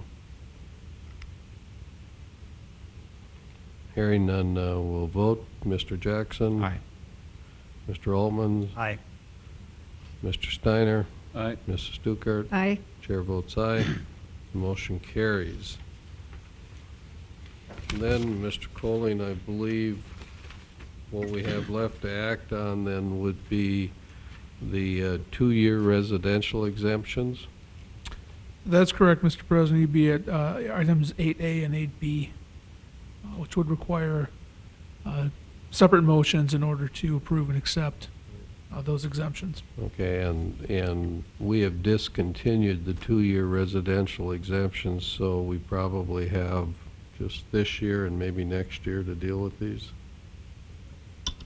That is correct, Mr. President. We have 210 properties that will be on for 2013 and 2014. Those are the sales in 2012, and then the 2013 sales will be eligible for just the 2014 year. Okay. So there is a list of the 2-year residential exemptions. Would there be a motion to approve them? I'll So make a moved. motion. Oh, second. We have the motion, the second. Any discussion? Hearing none, then we'll vote. Mr. Steiner? Aye. Mrs. Stuckert? Aye. Mr. Altman? Aye. Mr. Jackson? Aye. Chair votes aye. The motion carries. Now, the real estate exemptions that are referred to as attachment B, I believe these are the ones that really qualify via state law for their real estate exemptions. That is correct. Those include charitable and other properties such as that. And they're included on that list. Would there be a motion to approve those? So moved. Is there a second? I'll second. Now, is there any other questions or discussion regarding those properties? Hearing none, we'll vote. Mr. Altman? Aye. Mr. Jackson? Aye. Mr. Steiner? Aye. Mrs. Stuckert? Aye. Chair votes aye. The motion carries. So, are there any other tax abatements to consider? The answer is no. So, the chair would entertain a motion to adjourn. Can I ask one question before we Absolutely. do? Yeah. We're talking about the revaluations that Vanguard, I believe, is going to do. Is correct? That is Vanguard? correct. That's commercial properties, right? It is, Mr. Commissioner. That's not residential. No. And as I recall, I think we hired Vanguard to do this maybe a year ago and understood at the time that they just weren't going to get to it until they do. So what are the thoughts about residential properties for revaluations? Residential, we were looking at doing in-house, and when I sat down and did my budget and we went through the year, I did not heed the warning from the Williston and Williams County assessor, whose thoughts were think of the biggest number you can and then triple it. So I went and doubled 2010 and 2011 numbers and figured if we did 200 residential homes, that would be plenty. Well, we had over 600. So depending on how much more new construction comes on, will have a large effect on. Okay, but I'm talking about revaluation of existing residential. Correct. If we do not have the large amount of new construction, we'll be able to do the, to get started on that existing. I anticipated being able to do 500 or 700 homes last year, which was our goal, and we didn't even get to begin that project. But I think we are anticipating this continued residential growth. I wonder if we don't need a Plan B for that, for those residential revaluations. Commissioner Jackson, are you talking about on-site visits? Is that what you're, yeah, okay. We did add a staff member to the assessing department, or appraise, in 2013, but it was at the admin assistant level, not at the appraiser level. I just wonder if we're being realistic that we're going to have time to get to this. And it seems we should. My assumption would be, and, you know, correct me if I'm wrong, Joe, that Vanguard, if that's the vendor, would be in a similar situation today, that they wouldn't be able to help us out in the residential market either for a few years. Is that be accurate? That is accurate. They're 3 years out on that as well. So it would seem that we need to act sooner than later. Yeah. I don't know. Well, maybe we should move to retain them if they're 3 years out. Maybe we can write this in such a way that 2 years from now, if it doesn't look like we need their help, we back away. But that, I mean, that would come for another meeting, but. The perfect world is that you're doing a field inspection every single year in every property in town, right? Yep. And we're not going to do that, of course. But it seems to me we should be thinking ahead about the residential properties too. Now, did I hear, Joe, did I hear you say earlier today that in 2013 you've seen some moderation in these prices on the sales here in the first 3 or 4 months? Mr. President, Commissioners, that is correct. The market softened up late into 2012. 2013 numbers are still a little soft. In a typical, or in a normal market, that's typical. In northern climates, that your winter market is slower. The previous years did not reflect that. I anticipate that we're going to see it remain strong. I do not anticipate it to continue to be lower, but I may be wrong. I would like to just see it sit down and see that 2 or 3% a year and keep up with inflation and just let everybody pay their mortgages off. Is what I'd love to see. Well, it'd sure be nice if next year we didn't send out but a handful of letters, you know. I mean, and I know you have to do whatever the numbers tell you you have to do, but, Notice of increase on new construction only would be fabulous. you know. Well, another thing, I think you need to get them out sooner. Like, I got letters that didn't belong to me, properties I had sold, that they got them in New York, and, you know, they don't have any way of responding if they don't get the corrections made ahead of time. 2 weeks is just not enough time. I understand that, Commissioner Dukart, that was not our intention to wait that long. We finished those up on a Wednesday, printed them Thursday, and mailed them on Friday. If we could have had them out a week or two earlier, we'd have done it. It just wasn't anticipated. I mean, even when we changed the meeting back a month in middle of March, I think it was, I thought at that time it would be plenty. It just, every time we dug a little deeper, we opened another can of worms and had to continue to value additional property or do corrections. And how often, like, where did you take that from, the city assessor side or from the county? Because some of these properties were sold in February, and the old person, you know, rather than the new person, was getting these letters. Existing owner, I should say, not old, but previous owner was getting the new owner's property, so till they called me and I got it and brought it down to you, they didn't have a chance. The mailings, the original mailings came out of our system, and then when we got the returns, then we checked with the county on that and corrected the addresses. Okay, so you don't even, I guess it must be Stark County that's way behind then on updating these. We do the updates in our office for our system, and we just were not given the updated mailing address. Oftentimes, as they're building a new house, they continue to keep their old address until that's done, and then we don't get notified. And we just send it to the last known address, which would have been their old property. But when a deed is recorded and we call down here to change the water, who updates that? I guess I have a question. When we change over on closing day, we give you the new person's address.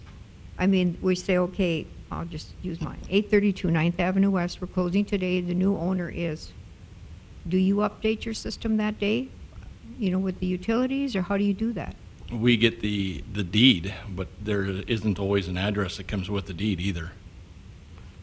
I think she's asking if they're talking to the utility billing department, is your software interface with that where you'd get the address change automatically, or is it a standalone? I would have to defer to my staff on that. Because they change, I mean, the new people get the bill immediately the next month, so that's got to be updated here at the city hall. So I'm wondering why you're not getting that.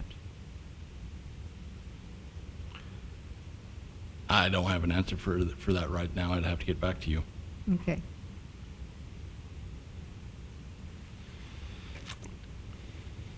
Okay, Chair, to entertain a motion to adjourn. So move. Is there a second? Second. All in favor, say aye. Aye. Opposed, say nay. Motion carries.